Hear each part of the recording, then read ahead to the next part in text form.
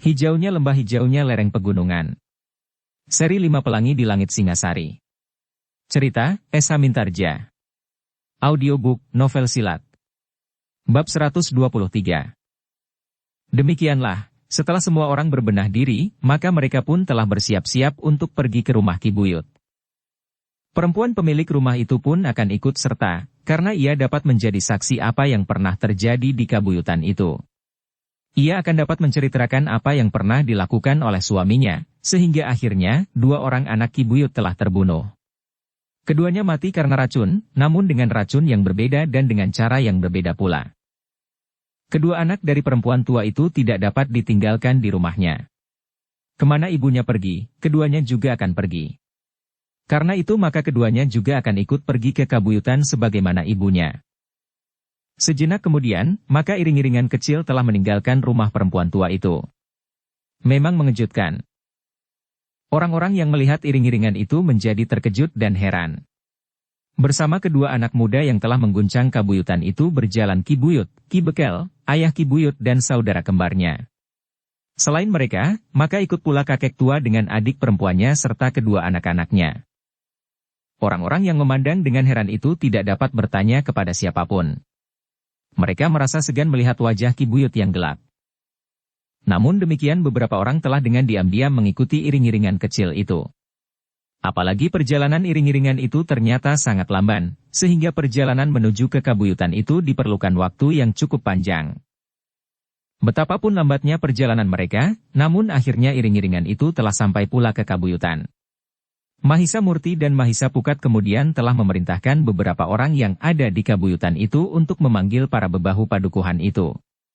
Selain para bebahu, maka Mahisa Murti dan Mahisa Pukat juga memerintahkan untuk memanggil kedua cucu Ki Buyut tua yang sedang berselisih itu. Ki Buyut memang tidak dapat menentang semuanya itu. Sebentar lagi ia memang akan berhadapan dengan semacam pengadilan yang akan mengadilinya. Ki Buyut merasa bahwa peranannya di kabuyutan itu sudah akan berakhir setelah beberapa tahun ia menjabatnya dengan dukungan ayah dan bibinya, pamannya dan beberapa orang pengikutnya serta beberapa orang upahan.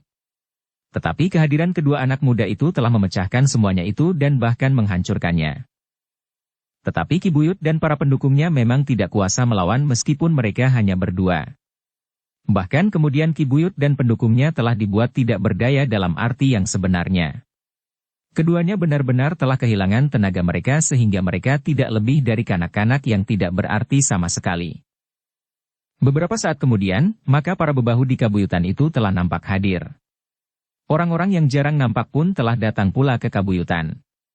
Orang-orang yang tidak setuju dengan peranan Ki Buyut, tetapi tidak berani menentangnya, telah ikut pula datang untuk melihat apa yang akan terjadi di kabuyutan itu.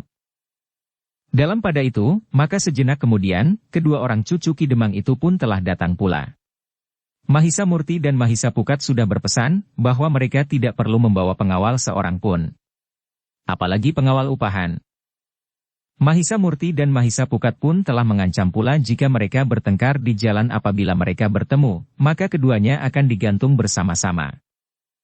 Ketika semua orang penting telah berkumpul, maka pertemuan itu pun segera akan dimulai. Mahisa Murti dan Mahisa Pukat tidak akan memimpin pertemuan itu, karena ia bukan orang kabuyutan itu. Kakek tua, berkata Mahisa Murti. Kakeklah yang akan memimpin pertemuan ini. Kakek pernah menjadi bebahu di sini dan serba sedikit mengetahui apa yang pernah terjadi. Karena itu, maka sebaiknya kakek sajalah yang memimpinnya dan segala keputusan pertemuan ini akan mengikat semua orang, termasuk Ki Buyut serta kedua ayah dan bibinya. Orang tua itu termangu-mangu sejenak. Namun kemudian ia pun telah menarik nafas dalam-dalam. Katanya kemudian, jika itu yang dikehendaki oleh orang banyak, maka aku tidak akan menolak. Sekarang tergantung kepada orang banyak. Apakah mereka akan setuju atau tidak? Adalah di luar dugaan ketika beberapa orang kemudian berteriak hampir bersamaan.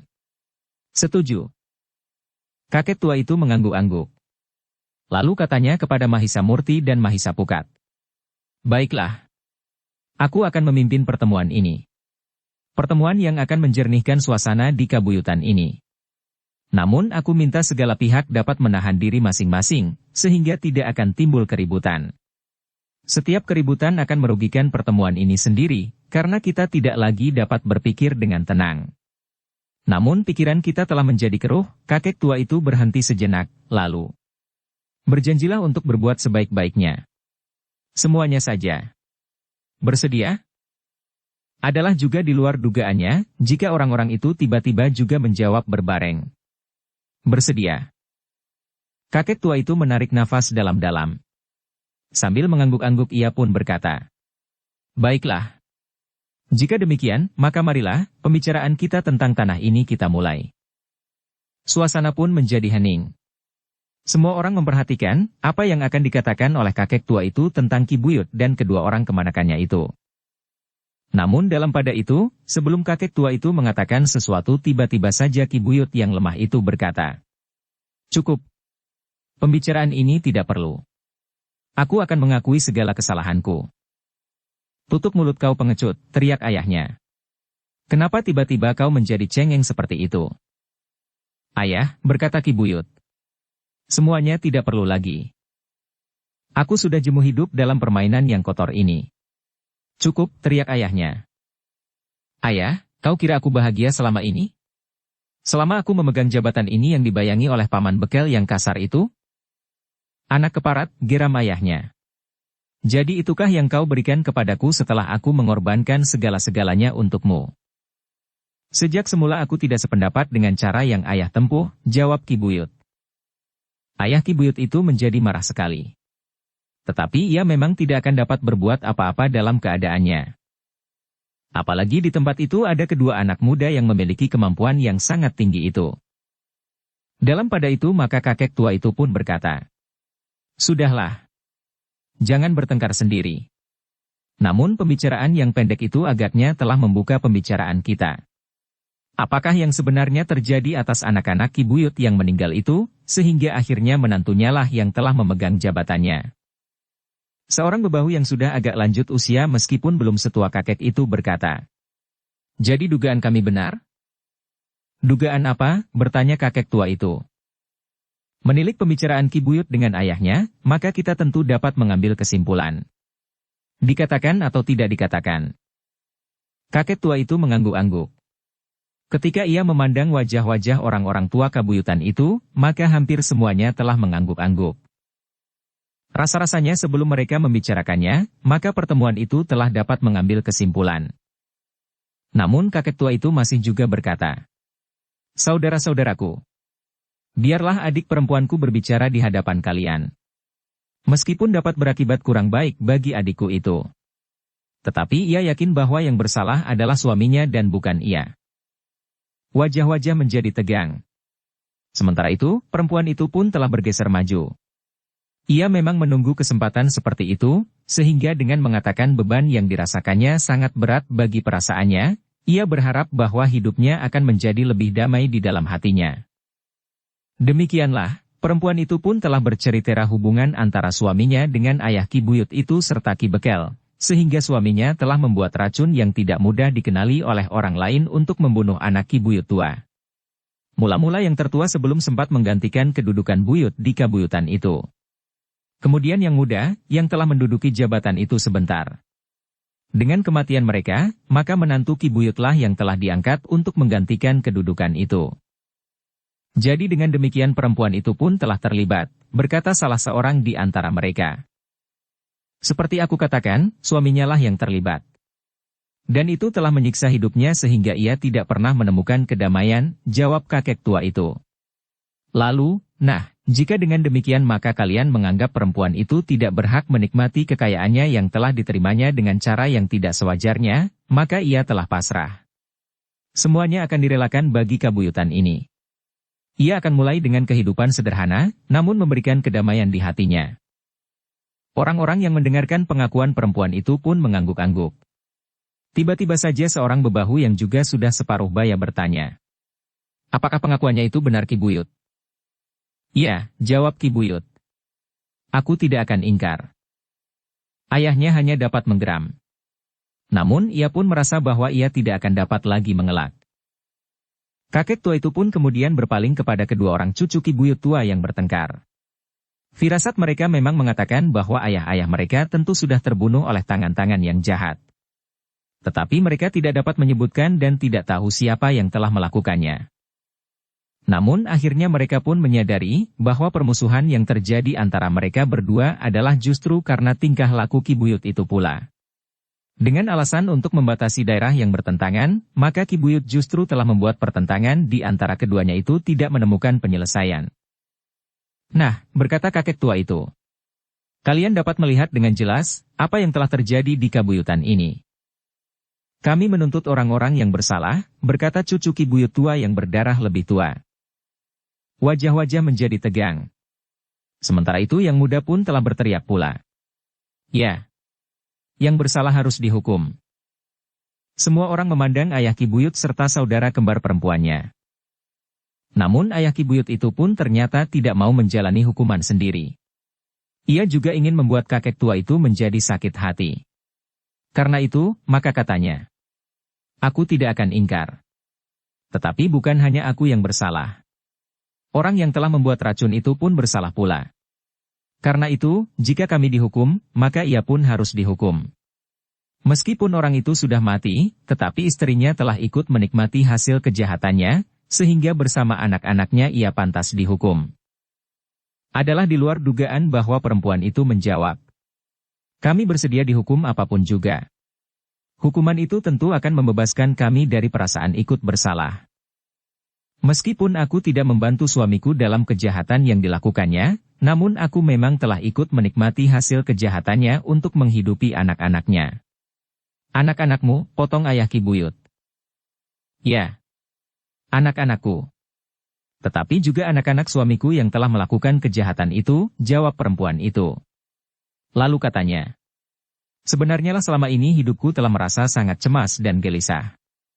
Kesalahan suamiku menjadi beban yang hampir membuatku gila. Karena itu, maka penyelesaian yang akan diambil hari ini, apapun hukuman yang akan ditimpakan kepadaku, akan aku terima dengan senang hati. Perempuan iblis. Geram ayah Ki Buyut. Ternyata perempuan itu tidak merasa menderita sama sekali seandainya ia pun akan dihukum.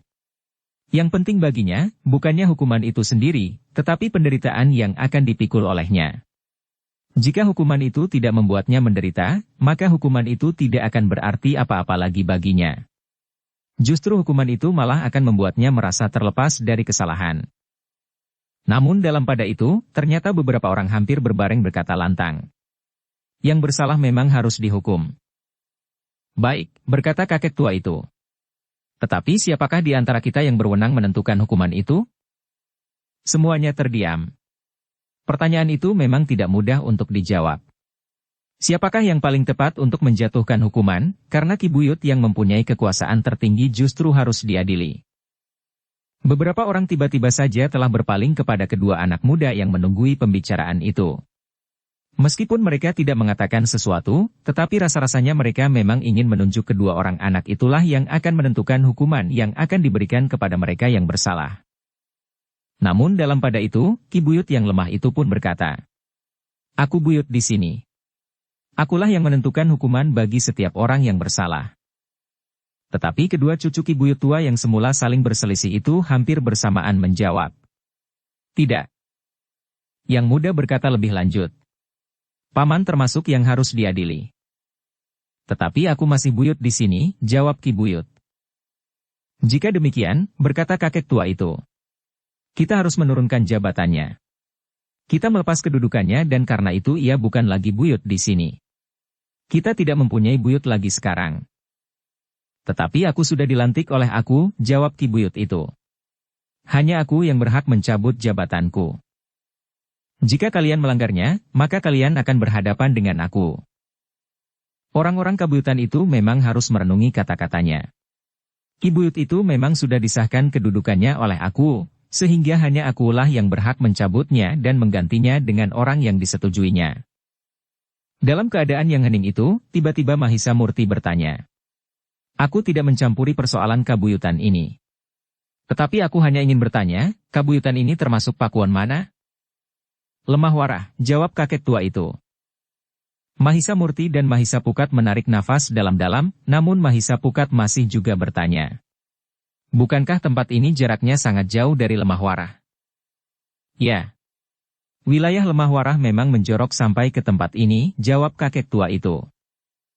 Sementara itu seorang bebahu lain yang termasuk tua berkata, itulah sebabnya, maka peristiwa yang terjadi di sini tidak dapat diikuti dengan cermat oleh aku atau para pemimpin Lemah Warah lainnya. Mahisa Murti dan Mahisa Pukat mengangguk-angguk. Sementara itu kakek tua itu pun bertanya, bagaimana pendapat kalian tentang persoalan ini? Kami memang tidak ingin menyerahkan persoalan di kabuyutan kami kepada orang lain, tetapi kami tidak perlu menolak nasihat dan petunjuk yang akan berarti bagi kami. Mahisa Murti dan Mahisa Pukat saling berpandangan sejenak. Tetapi sebelum mereka menjawab, Ki Buyut berkata, bagaimanapun juga, aku adalah pemimpin yang sah. Kalian tidak akan dapat berbuat apapun juga dengan kedudukan itu. Tentu saja dapat, jawab Mahisa Pukat. Namun katanya, tetapi bukan maksudku untuk ikut campur. Jika Ki Buyut mati, maka kedudukannya akan dengan sendirinya gugur. Jantung Ki Buyut bagaikan tersentak. Ia terkejut bukan kepalang. Ia tidak mengira bahwa anak muda itu telah mengambil satu kesimpulan yang sangat mengerikan baginya. Justru karena itu, maka ia pun menyahut dengan suara bergetar. Apakah kau juga ingin menjadi pembunuh? Kau kira aku tidak akan bertindak atas pembunuhan terhadap orang yang dipercaya untuk memimpin sebuah kabuyutan? Kau memang lucu Ki Buyut, berkata Mahisa Pukat. Jika aku membunuhmu, maka aku akan segera pergi. Kau pun tentu tahu, jika aku membunuhmu, maka aku akan membunuh ayahmu, bibimu dan pamanmu. Nah, setelah itu kami akan pergi tanpa kalian ketahui kemana? Jika aku ingin menghukum, biarlah aku mencari kami. Sementara itu, kabuyutan ini akan mengalami perubahan. Pemecahan yang biadab, geram Ki Buyut. Sama biadabnya dengan tingkah laku ayah dan bibimu serta pamanmu, jawab Mahisa Pukat. Cukup. Ki Buyut berteriak. Namun justru karena itu, maka nafasnya pun menjadi terengah-engah. Mahisa Pukat menarik nafas dalam-dalam. Katanya, jika kau tidak setuju, maka cara yang manakah yang sebaiknya kita tempuh? Ki Buyut justru terdiam. Ternyata ia berhadapan dengan anak muda yang dapat bertindak menurut kehendaknya sendiri tanpa mengingat apapun juga, bahkan paugiran yang berlaku di Pakuan itu. Menilik apa yang pernah dilakukannya, maka agaknya ia benar-benar dapat berbuat sebagaimana dikatakannya. Karena itu, maka Ki Buyut merasa harus sangat berhati-hati bersikap. Jika anak itu benar-benar telah membunuhnya, maka ia tidak akan dapat merubah sikap yang manapun juga. Untuk beberapa saat suasana memang menjadi tegang. Namun adalah di luar dugaan bahwa tiba-tiba saja seseorang berkata, bunuh saja. Ternyata ada yang menyahut pula. Bunuh saja. Ki Buyut memang menjadi semakin gemetar. Kedudukan Buyut itu baginya memang telah menyiksanya. Ia tidak pernah merasakan sesuatu yang membuatnya berbangga pada diri sendiri. Kekuasaannya selalu dibayangi oleh pamannya yang menyebut dirinya Ki Bekel di padukuhan induk kabuyutan itu. Namun Mahisa Pukat pulalah yang kemudian meredakan suara-suara itu. Tunggu. Jangan tergesa-gesa mengambil kesimpulan. Pembunuhan memang satu penyelesaian. Tetapi jika kita tidak menemukan penyelesaian yang lain, orang-orang yang ada di pertemuan itu memang menjadi bingung. Namun Mahisa Murti pun kemudian berkata, kita akan mengambil jalan yang paling baik. Kita akan menyampaikan persoalan ini kepada aku di Lemah Warah. Tetapi kakek tua itu pun berkata, kita memerlukan beberapa hari perjalanan. Kita akan menunggu beberapa hari perjalanan itu. Kami berdua akan pergi ke Lemah Warah menyampaikan persoalan kalian, berkata Mahisa Murti. Itu tidak adil, berkata Ki Buyut. Kalian dapat mengatakan yang hitam menjadi putih, yang putih menjadi hitam. Kalian dapat memberikan laporan palsu dan dengan demikian maka sang aku pun akan dapat mengambil keputusan yang salah pula. Jadi, kau sendiri akan pergi, bertanya Mahisa Murti. Sayang. Aku tidak mampu lagi berjalan sejauh itu? Bahkan berkuda pun tidak mungkin lagi, desis Ki Buyut. Tidak. Kau tentu mampu berkuda sejauh itu, berkata Mahisa Pukat. Kau tidak mempunyai pilihan lain. Kita, maksudku beberapa orang di antara kalian dan kami berdua akan pergi ke Lemah Warah. Di sini tentu ada 4 atau 5 ekor kuda yang baik yang dapat kita pergunakan. Kakek tua itu pun mengangguk-angguk. Katanya, Memang tidak ada cara yang lebih baik. Tetapi kita harus bersabar. Ki Buyut pun tentu akan mengalami perlakuan yang lebih baik apabila ia diadili oleh Sang Aku sendiri daripada diperlakukan menurut kehendak orang-orang kabuyutan ini setelah terbukti ia melakukan kesalahan yang berat sekali. Ki Buyut memang tidak dapat menolak. Bersama Mahisa Murti, Mahisa Pukat, Ki Bekel dan kakek tua maka mereka akan menghadap Aku Lemah Warah untuk mendapatkan pengadilan. Namun dalam pada itu, beberapa orang menjadi cemas. Pada suatu saat, jika ayah Ki Buyut dan saudara kembarnya sembuh, maka banyak hal yang dapat dilakukannya. Keselamatan perempuan yang telah mengakui kesalahannya itu pun akan terancam pula. Tetapi Mahisa Murti berkata, mereka tidak akan dapat sembuh dalam waktu dekat. Bahkan untuk waktu yang sangat lama. Beberapa orang saling berpandangan. Mereka tidak tahu apa yang dimaksud oleh Mahisa Murti. Namun Mahisa Murti berkata, besok pada saatnya kami berangkat, maka kalian akan tahu apa yang akan terjadi atas kedua orang ini. Demikianlah, maka pertemuan itu pun telah diakhiri. Kesimpulannya adalah keberangkatan beberapa orang menuju ke Lemah Warah. Di dini hari berikutnya, maka orang-orang yang akan menuju ke Lemah Warah pun telah siap. Beberapa orang bebahu yang mengetahui rencana keberangkatan mereka, telah berada di kabuyutan pula. Sementara itu keadaan Ki Buyut dan Ki Bekel memang menjadi lebih baik dari hari sebelumnya, meskipun mereka masih juga sangat lemah. Tetapi mereka tentu akan mampu berkuda ke Lemah Warah. Tetapi berbeda dengan mereka, ayah dan bibi Ki Buyut yang sudah tua itu, keadaannya seakan-akan masih tetap tidak berubah. Mereka masih saja lemah seperti sehari sebelumnya. Bahkan rasa-rasanya mereka justru menjadi semakin tidak berdaya. Ketika Ki Bekel menengoknya di pembaringan mereka, ayah Ki Buyut itu menggeram. Iblis itu telah menekan beberapa simpul urat nadiku dan mematikan kerjanya. Untuk beberapa lama urat itu tidak akan terbuka jika tidak ada seseorang yang mampu membukanya. Tanpa bantuan itu, maka gerak membukanya akan berlangsung lama sekali. Ki Bekel menarik nafas dalam-dalam. Katanya, tentu mereka berusaha meyakinkan diri bahwa selama mereka pergi tidak akan terjadi sesuatu di kabuyutan ini. Ayah dan bibi Ki Buyut itu tidak menyahut. Tetapi mereka pun berpendapat seperti itu pula, sehingga karena itu mereka menyadari apa yang dilakukan oleh kedua orang anak muda itu atasnya. Bahkan keduanya pun akhirnya terpaksa mengakui kedua anak muda itu memang mempunyai ilmu yang sangat tinggi. Namun demikian ayah Ki Buyut itu pun berpesan, pandai-pandailah berbicara di hadapan aku. Kalian harus mampu meyakinkannya bahwa kedua anak muda itu telah menimbulkan malapetaka di kabuyutan mereka. Kebetulan sekali kau dan Ki Buyut dibawa serta. Dengan keadaan kalian, maka kalian dapat membuktikan kebengisan kedua anak muda itu. Kau dapat mengatakan bahwa aku dan embok ayumu juga mengalami nasib yang justru lebih buruk dari nasibmu itu. Ki Bekel mengangguk. Katanya, aku akan melakukannya sebaik-baiknya. Jika kau berhasil, maka sang aku akan mengambil tindakan justru terhadap kedua anak muda itu, desis ayah Ki Buyut. Ki Bekel mengangguk-angguk. Sementara itu, maka seseorang telah memanggilnya dan berkata, dipersilahkan Ki Bekel makan lebih dahulu. Semua yang akan berangkat telah berkumpul di Pringgitan. Sebelum matahari terbit, direncanakan kelompok itu akan berangkat. Ki Bekel menarik nafas dalam-dalam. Namun ia pun kemudian telah berada di Pringgitan. Menjelang matahari terbit, maka sebuah iring-iringan kecil telah meninggalkan kabuyutan itu menuju ke Lemah Warah.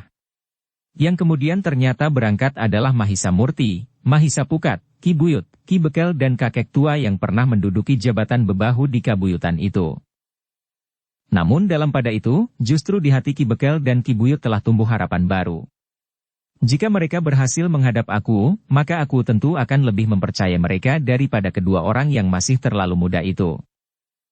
Karena itulah, maka dalam perjalanan justru Ki Bekel dan Ki Buyut nampak lebih segar dari saat-saat sebelumnya. Meskipun Ki Buyut merasa perlu untuk memperbaharui cara hidupnya yang justru menjadi sulit karena jabatan yang membebaninya itu, namun ia memang ingin lebih dahulu membebaskan dirinya dari kekuasaan kedua anak muda yang berilmu sangat tinggi itu. Di hadapan aku ilmunya tidak akan berarti sama sekali, berkata Ki Buyut. Bahkan Ki Buyut telah sempat berangan-angan bahwa setelah ia dapat mempergunakan kekuasaannya pada saat terakhir, Tanpa menghiraukan pengaruh ayahnya, bibinya dan pamannya yang mengangkat dirinya menjadi bekel di padukuhan induk dan selalu membayanginya itu, maka ia akan merasa lebih baik melepaskan jabatannya.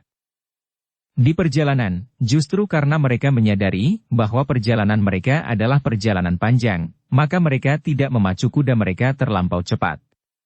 Kecuali kekuatan Ki Buyut dan Ki Bekel masih belum pulih kembali, mereka pun tidak mau memaksa kuda mereka menjadi terlalu letih di perjalanan. Bahkan mereka pun telah memberi kesempatan pada saat-saat tertentu untuk beristirahat. Apalagi mereka yang menunggang kuda pun merasa perlu untuk beristirahat pula. Beberapa kali mereka telah singgah di kedai-kedai. Beberapa kali mereka berhenti di pinggir-pinggir sungai untuk memberi kesempatan kuda mereka untuk minum dan makan rerumputan segar. Berapa kali mereka telah berhenti beristirahat di pinggir-pinggir hutan dan ternyata meskipun mereka berkuda, mereka memerlukan bermalam 2 malam di perjalanan. Ketika mereka berlima memasuki gerbang kota Pakuwon Lemah Warah, maka wajah Ki Buyut dan Ki Bekel yang kelelahan itu pun menjadi semakin merah. Mereka tidak lagi merasa berada di ambang pintu neraka. Mereka berharap bahwa Sang Aku yang bijaksana akan justru menangkap kedua anak muda yang telah membuat padukuhan-padukuhan mereka bergejolak. Bahkan seluruh kabuyutan. Demikianlah beberapa saat kemudian, maka iring-iringan itu telah menuju ke istana Aku Lemah Warah. Ketika mereka sampai ke pintu gerbang, maka dengan penuh harapan Ki Buyut menyampaikan maksudnya untuk menghadap aku. Silahkan menunggu. Kami akan menyampaikannya kepada aku, berkata seorang prajurit yang masih muda. Permohonan Ki Buyut itu pun telah disampaikan kepada aku. Sebagaimana dikatakan oleh Ki Buyut, mereka telah menempuh perjalanan selama 2 hari, sehingga mohon belas kasihan kepada aku, agar mereka dapat diterima menghadap. Apa yang penting yang akan mereka sampaikan, bertanya aku. Mereka tidak menyampaikan kepada hamba. Tetapi mereka mohon dengan sangat, agar mereka diperkenankan untuk menghadap karena persoalan mereka menyangkut kehidupan kabuyutan mereka, jawab prajurit yang diantar oleh pelayan dalam itu. Ternyata aku menghargai perjalanan orang-orang yang akan menghadapnya itu. Tetapi aku hanya akan menerima 2 orang saja di antara mereka. Baiklah. Biarlah yang lain aku terima nanti saja. Sekarang bawa 2 orang di antara mereka masuk mewakili kawan-kawannya. Aku tidak dapat menerima mereka berlima sekaligus sekarang, karena waktuku yang sempit. Tetapi bukan berarti bahwa aku tidak akan menerima mereka. Nanti aku akan menerima mereka semuanya. Nah, berilah tempat beristirahat sepantasnya kepada mereka, berkata aku. Lalu, jika persoalannya tidak terlalu gawat, maka pembicaraan berikutnya tentu tidak akan tergesa-gesa. Demikianlah maka prajurit itu pun telah kembali menemui kelima orang yang ingin menghadap aku itu. Prajurit itu menyampaikan perintah aku, bahwa hanya 2 orang sajalah yang saat itu diperkenankan menghadap. Baru nanti, jika aku tidak lagi terlalu sibuk, semuanya akan dapat diterima. Biarlah kami yang menghadap, desis Mahisa Murti. Tetapi tiba-tiba Ki Buyut berkata, akulah Buyut dari kabuyutan itu. Akulah yang akan menghadap bersama Ki Bekel. Tentu tidak, desis Mahisa Pukat. Kau tidak dapat berbuat apa-apa di sini. Ki Buyut tersenyum. Jika kalian berkeras, maka para prajurit akan dapat bertindak atas kalian berdua. Apakah kau akan melawan aku? Mahisa Murti dan Mahisa Pukat saling berpandangan sejenak. Namun kemudian Mahisa Murti pun berkata, jika demikian, biarlah Ki Buyut dan kakek tua itulah yang menghadap. Ki Buyut termangu-mangu sejenak. Tetapi sambil tersenyum ia berkata, baiklah. Biarlah aku dan kakek tua menghadap Sang Aku. Tetapi Ki Bekel dengan serta-merta berkata, kau dan aku Ki Buyut. Kami berkeberatan, sahut Mahisa Pukat. Atau kami berdua sama sekali tidak ikut campur, tetapi pada suatu saat kami akan datang lagi ke padukuhan-padukuhan di kebuyutanmu untuk berbuat apa saja sesuka kami. Kau berada di istana aku sekarang, ancam Ki Bekel. Kau kira kami tidak dapat melarikan diri, jawab Mahisa Pukat. Sudahlah, berkata Ki Buyut. Biarlah kami menghadap berdua. Kami akan membatasi pembicaraan, sementara kita akan dapat banyak berbicara setelah kita berlima diterima bersama-sama. Ki Bekel tidak dapat memaksa. Karena itu, maka akhirnya memang Ki Buyut dan kakek tua itulah yang menghadap. Demikian mereka mendapat kesempatan untuk berbicara, maka Ki Buyut pun telah mengangguk dalam-dalam sambil berkata, Ampun sang aku. Hambalah buyut yang rendah, yang mohon menghadap. Aku lemah warah tersenyum.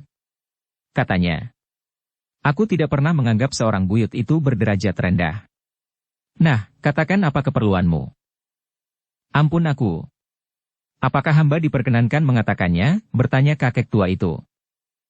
Oh, terserah kepada kalian, siapakah yang akan mengatakan keperluan kalian, jawab aku. Biarlah hamba yang mengatakannya sang aku, dengan cepat Ki Buyut menyahut. Aku lemah warah mengerutkan keningnya. Terasa sesuatu yang tidak wajar pada kedua orang yang menghadapnya itu. Namun aku itu pun berkata, kalian akan mendapat kesempatan berganti-ganti. Tetapi biarlah Ki Buyut lebih dahulu yang mengatakan kepentingannya. Ki Buyut pun kemudian telah menyampaikan sebuah laporan yang telah disusunnya dengan tertib. Dua orang anak muda telah datang dan mengacaukan kedudukannya di kabuyutan itu. Kakek tua itu setiap kali berusaha untuk memotong. Tetapi aku selalu melarangnya. Katanya, beri kesempatan ia berbicara sampai selesai. Kakek tua itu tidak berani melanggar perintah aku, sehingga karena itu, maka ia terpaksa membiarkan saja Ki Buyut mengatakan apa yang tidak sebenarnya. Ki Buyut memang telah menyudutkan kedua anak muda yang dianggap asing itu. Ternyata sang aku telah mendengarkan laporan itu dengan sangat bersungguh-sungguh. Keningnya nampak berkerut, sementara setiap kali tangannya mengusap dahinya yang basah oleh keringatnya. Setiap kata diperhatikannya sehingga aku pun kemudian dapat membayangkan apa yang telah terjadi. Namun sayang, bahwa gambaran yang terbentuk oleh cerita Ki Buyut itu berbeda dengan kenyataan yang telah terjadi. Baru setelah Ki Buyut selesai, maka sang aku yang memang merasakan sesuatu yang aneh pada kedua orang itu telah memberikan kesempatan kepada kakek tua itu untuk memberikan laporannya. Dengan hati-hati kakek tua itu pun telah menceritakan apa yang memang telah terjadi di padukuhan itu. Dengan demikian maka cerita mereka dalam beberapa hal bukan saja berlainan, tetapi justru bertentangan. Aku pun memperhatikan laporan kakek tua itu pula sebagaimana ia memperhatikan laporan Ki Buyut. Aku tidak terkejut mendengar beberapa hal yang bertentangan dari laporan mereka berdua. Aku pun dengan sabar menunggu sampai kakek tua itu selesai, sementara aku pun melarang Ki Buyut memotong laporan kakek tua itu pula.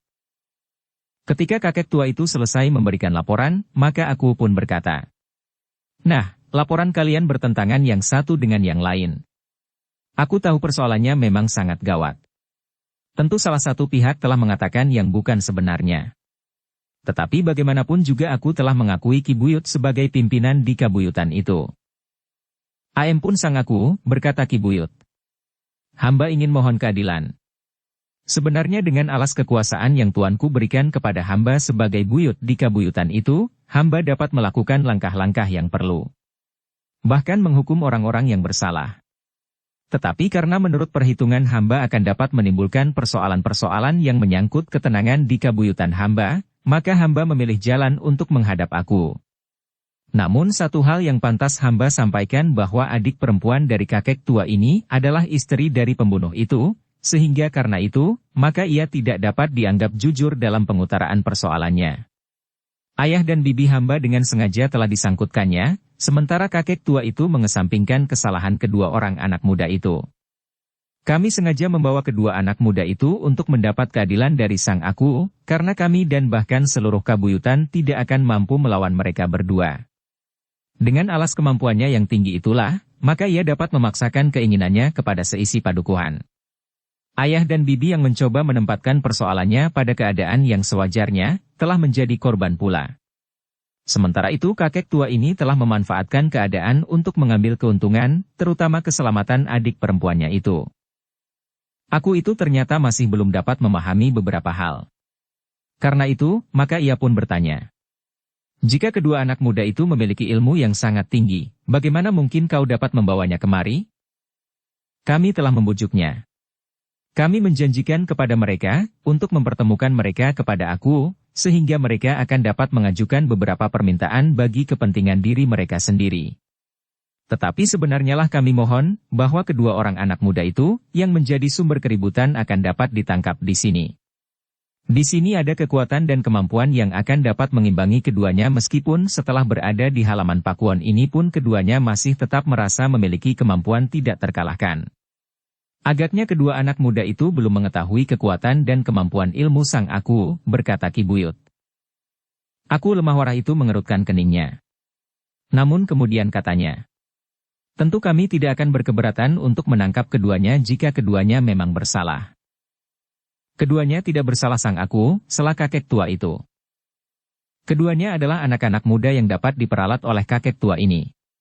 Tetapi hamba mohon perlindungan atas jabatan hamba dan kewibawaan hamba yang telah ditetapkan dan diwisuda oleh Sang Aku, berkata Ki Buyut. Lalu katanya, bersama hamba selain kedua anak muda yang hamba mohon ditangkap bersama kakek tua ini, juga Ki Bekel yang akan dapat menjadi saksi akan kebenaran keterangan hamba itu. Ki Bekel, bertanya aku. Ayah Tempuh, jawab Ki Buyut. Hamba Sang Aku, jawab Ki Buyut. Ki Bekel adalah adik ayah Ki Buyut yang pernah hamba katakan Sang Aku. Sudah tentu kesaksiannya tidak dapat dipercaya, berkata kakek itu. Sang Aku mengangguk-angguk. Tetapi ia berkata, dalam keadaan seperti ini memang harus berhati-hati untuk mempercayai seseorang. Sebagaimana aku pun tidak akan dapat begitu saja percaya kepada Ki Bekel, aku pun tidak akan dapat begitu saja percaya kepadamu. Kakek tua itu menjadi berdebar-debar. Dengan mengerahkan keberaniannya ia berkata, ampun aku. Hamba mohon, jika Ki Bekel dipanggil menghadap, kedua anak muda itu pun mohon dipanggil pula menghadap. Untuk apa? Bertanya Ki Buyut. Justru kami mohon kedua orang anak muda itu diadili di sini. Seandainya diadili sekalipun, maka bukankah wajib ia dihadapkan kepada yang mengadili, bertanya kakek tua itu. Tetapi ternyata aku berkata, aku akan memanggil Ki Bekel lebih dahulu. Kakek tua itu memang tidak berani membantah. Aku benar-benar telah memanggil Ki Bekel untuk ikut berbicara bersama mereka. Nah, berkata aku, biarlah Ki Bekel menceritakan apa yang terjadi. Tetapi ampun aku. Ki Bekel adalah paman Ki Buyut. Kakek tua itu memotong. Aku perintahkan orang itu berbicara, berkata aku. Kakek tua itu menundukkan kepalanya dalam-dalam. Ia memang hampir kehilangan harapan. Ia tidak mengira bahwa Ki Buyut itu demikian liciknya memanfaatkan kepercayaan aku kepadanya sebagai seorang buyut. Seperti yang diduga oleh kakek tua itu, maka yang diceritakan oleh Ki Bekel tidak berbeda dari apa yang dikatakan oleh Ki Buyut. Bahkan dalam beberapa hal Ki Bekel mampu meyakinkan aku, bahwa yang bersalah adalah kedua orang anak muda yang telah menggoncangkan ketenangan kabuyutan itu dengan menghasut kedua orang cucu Ki Buyut tua, memanfaatkan orang-orang yang kecewa seperti kakek tua itu, yang ternyata telah berbuat banyak kesalahan. Aku Lemah Warah mengangguk-angguk. Dengan nada rendah ia berkata, aku sudah mendengar 3 orang berbicara. 2 orang di antara mereka bernada sama. Sedangkan yang seorang lagi bukan saja berbeda, tetapi bertentangan sama sekali. Nah, sudah tentu aku tidak akan dapat mengambil kesimpulan dengan pasti. Tetapi aku mulai dapat membayangkan apa yang terjadi. Tetapi aku, berkata kakek tua itu. Hamba mohon aku dapat melihat sendiri apa yang telah terjadi di kabuyutan kami. Aku tersenyum. Katanya. Yang paling baik bagiku adalah datang ke setiap tempat untuk melihat sendiri keadaan yang sebenarnya di semua lingkungan Lemah Warah. Tetapi terus terang aku tidak akan mampu melakukannya. Karena itulah, maka di tempat-tempat tertentu telah diangkat seorang yang aku percaya menjalankan tugas atas namaku. Seorang buyut. Kakek tua itu benar-benar telah kehilangan harapan. Sementara itu Ki Buyut berkata, bagaimana dengan kedua anak muda itu Sang Aku? Hamba mohon keduanya tidak akan pernah datang lagi ke kabuyutan hamba, karena keduanya benar-benar orang yang berbahaya, sementara tidak seorang pun yang mampu mengatasi kemampuannya. Seakan-akan keduanya terlalu yakin bahwa dengan ilmunya semuanya dapat dilakukannya. Bukan soal yang sulit, berkata aku.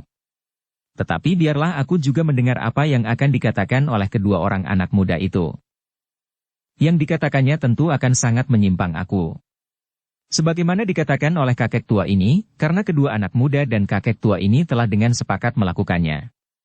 Jika mereka setuju bahwa aku dan Ki Bekel datang kemari, justru setelah aku mengancam mereka, bahwa sang aku tidak akan mempercayai siapa saja kecuali orang-orangnya sendiri. Kau benar, jawab aku. Tetapi biarlah aku bertemu dengan kedua orang anak muda itu. Aku memang ingin mendengar apa saja yang dikatakannya. Tetapi aku sudah mempunyai alas keterangan dari kalian. Aku akan dapat mempertimbangkannya dengan sebaik-baiknya.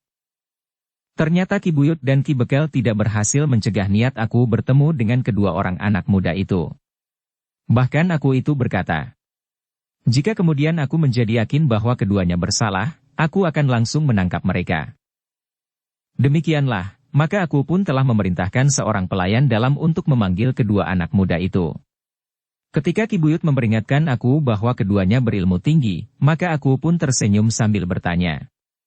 Kau tidak yakin bahwa aku akan dapat menangkapnya? Seandainya ilmuku tidak dapat mengimbangi ilmu mereka, bukankah di dalam istana ini terdapat sekelompok pelayan dalam dan sekelompok prajurit pengawal pilihan? Di halaman pun terdapat sekelompok prajurit yang bertugas yang akan dapat memanggil sepasukan prajurit berkuda dalam waktu sekejap.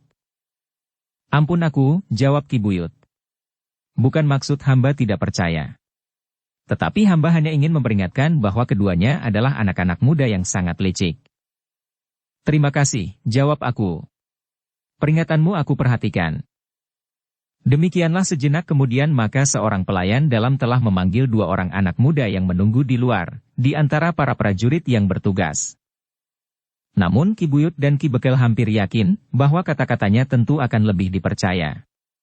Bahkan kakek tua itu pun sudah menjadi lebih banyak duduk terdiam sambil menundukkan kepalanya. Menurut Ki Buyut dan Ki Bekel, kakek tua itu mulai menghitung hukuman apakah yang akan diterimanya dari aku bersama-sama dengan kedua orang anak muda itu. Sesaat kemudian, ketika pintu ruang itu terbuka, dua orang anak muda telah diantar memasuki ruangan itu oleh seorang pelayan dalam yang tinggal di luar pintu yang kemudian telah ditutup kembali. Sebenarnya lah aku terkejut melihat kedua orang anak muda itu. Mahisa Murti dan Mahisa Pukat, yang pernah diakunya sebagai kemanakannya. Kaliankah itu? Suara aku merendah. Hamba aku, jawab keduanya hampir berbareng. Kedua anak muda itu pun kemudian telah duduk sambil membungkuk hormat. Sementara itu, Ki Buyut, Ki Bekel dan kakek tua itu pun terkejut pula bukan buatan. Ternyata kedua anak muda itu telah mengenal aku lemah warah. Jadi dua orang anak muda ini yang kalian maksud, bertanya aku itu kepada Ki Buyut dan Ki Bekel. Hamba sang aku, jawab Ki Buyut gagap. Aku lemah warah mengangguk-angguk. Katanya, aku memang masih akan mendengar keterangan mereka. Meskipun aku sudah mempunyai alas keterangan dari Ki Buyut dan Ki Bekel serta kakek itu. Ampun aku. Kedua anak muda itu memang telah bekerja sama dengan kakek tua ini untuk menyelamatkan orang-orang yang bersalah dan justru telah menjerumuskan orang-orang yang tidak bersalah ke dalam kesulitan, bertanya Ki Buyut. Satu pengalaman bagiku, berkata aku lemah warah. Untuk menghadapi satu persoalan, ternyata aku harus lebih teliti dan cermat. Hampir saja aku mempercayai Ki Buyut dan Ki Bekel. Seandainya yang datang bukan kedua kemanakanku itu, maka aku kira aku mempunyai alas yang salah untuk menangani persoalan ini. Sekali lagi orang-orang yang mendengar keterangan aku itu terkejut. Menurut pengakuan aku, ternyata kedua anak muda itu adalah kemanakannya. Sementara itu aku pun berkata selanjutnya. Saudara-saudaraku. Sikapku selanjutnya bukan karena aku dipengaruhi oleh hubunganku dengan kedua kemanakanku ini. Meskipun mereka kemanakanku, tetapi jika mereka bersalah, maka biarlah aku bertindak atasnya. Tetapi kedua kemanakanku ini aku kenal dengan baik sifat dan wataknya. Karena itu aku percaya kepadanya. Selebihnya, kedua adalah petugas yang langsung dikirim oleh Sri Baginda di Kediri untuk menenteramkan keadaan rakyatnya. Sekali lagi orang-orang yang mendengar keterangan aku itu terkejut bukan buatan. Bahkan Mahisa Murti dan Mahisa Pukat sendiri terkejut. Mereka memang pernah memangku tugas sebagai petugas sandi. Namun tugas itu tidak lagi disangkanya. Tetapi Mahisa Murti dan Mahisa Pukat tidak membantahnya. Dalam pada itu, maka aku itu pun kemudian bertanya kepada kedua anak muda itu. Jadi kau yang menangani persoalannya? Hamba aku, jawab keduanya hampir berbareng. Nah, Sekarang ceritakan, apa yang telah terjadi dan apa pula yang sudah kau lakukan, bertanya aku. Ki Buyut dan Ki Bekel yang semula sudah berpengharapan, telah menjadi sangat kecewa. Rasa-rasanya bukan saja mereka kehilangan harapan, tetapi sudah terbayang hukuman apa yang akan diterimanya. Memang sepercik penyesalan telah mencengkam jantungnya. Semula ia memang ingin pasrah kepada rakyatnya, bahwa ia telah melakukan kesalahan. Kedudukannya sama sekali tidak memberikan kebahagiaan kepadanya. Namun, pada saat-saat mulai dibicarakan siapakah yang harus menjatuhkan hukuman, Ki Buyut itu menjadi ngeri. Keinginannya untuk menghindari hukuman itu telah timbul sehingga ia pun telah berusaha untuk dapat menghadap aku langsung, mengikuti mereka yang datang ke Lemah Warah. Bahkan sebagaimana yang dilakukan, bersama Ki Bekel ia ingin menyingkirkan kedua anak muda itu. Tanpa mereka, maka kabuyutan itu akan dapat dikuasainya kembali. Namun yang dijumpainya adalah satu kenyataan, aku tentu tidak akan mendengarkan keterangannya lagi. Dalam pada itu, Mahisa Murti dan Mahisa Pukat telah memberikan keterangan selengkapnya tentang peristiwa yang terjadi di kabuyutan itu. Tidak ada yang terlampaui. Ketika kedua anak muda itu selesai memberikan keterangan maka aku Lemah Warah itu mengangguk-angguk. Dengan nada rendah ia bertanya kepada Ki Buyut dan Ki Bekel yang termangu-mangu. Bagaimana pendapatmu Ki Buyut dan Ki Bekel? Apakah kau masih mempunyai keterangan lain? Ki Buyut ternyata benar-benar telah pasrah. Dengan nada lemah dan tidak bertenaga lagi ia pun menjawab. Ampun aku. Hamba tidak akan mengelak. Sebenarnya lah bahwa hamba memang sudah kehilangan minat untuk tetap mempertahankan kedudukan hamba. Jika hamba masih berusaha sebenarnya lah sekedar untuk menghindarkan diri dari hukuman yang tentu akan sangat berat menimpa hamba, apalagi jika hukuman itu dijatuhkan oleh rakyat hamba sendiri. Juga ingin melepaskan ayah hamba dari kemungkinan yang paling buruk. Aku mengangguk-angguk. Sementara itu Mahisa Murti pun berkata, yang dikatakan oleh Ki Buyut itu benar aku. Ia memang tidak pernah merasa bahagia dengan kedudukannya itu. Tetapi satu kekuasaan telah menekannya untuk melakukannya. Karena itu, maka tidak adil sekiranya kesalahan ini ditimpakan seluruhnya kepadanya. Menurut pendapatku, justru Ki Bekel lebih banyak bertanggung jawab tentang peristiwa yang terjadi di kabuyutan itu bersama dengan kedua kakak kembarnya. Ki Bekel pun tidak dapat membantah lagi. Rasa-rasanya tali gantungan memang telah melingkar di lehernya. Tetapi baginya memang lebih baik dihukum oleh aku daripada jatuh ke tangan orang-orang kabuyutannya sendiri. Aku Lemah Warah mengangguk-angguk. Katanya kepada Ki Bekel dan Ki Buyut. Sekarang semuanya sudah jelas. Untunglah bahwa kalian tinggal di wilayah Lemah Warah. Bukan termasuk wilayah Sangling. Ki Buyut termangu-mangu. Ia tidak mengerti maksud kata-kata aku dalam hubungannya dengan Pakuan Sangling. Namun aku itu meneruskan. Jika kau tinggal di wilayah Sangling, maka kau akan mengalami akibat yang lebih buruk, karena kedua anak muda ini adalah adik kandung aku Sangling. Ki Buyut menarik nafas dalam-dalam. Lengkaplah segala macam kekecewaan, kecemasan dan kekagumannya kepada kedua anak muda itu. Anak-anak muda yang menjadi petugas sandi dari Kediri, kemanakan aku Lemah Warah dan adik kandung aku Sangling yang langsung menangani persoalan yang bergejolak di padukuhannya. Keduanya bukan sekedar dua orang anak muda yang senang melihat keributan terjadi.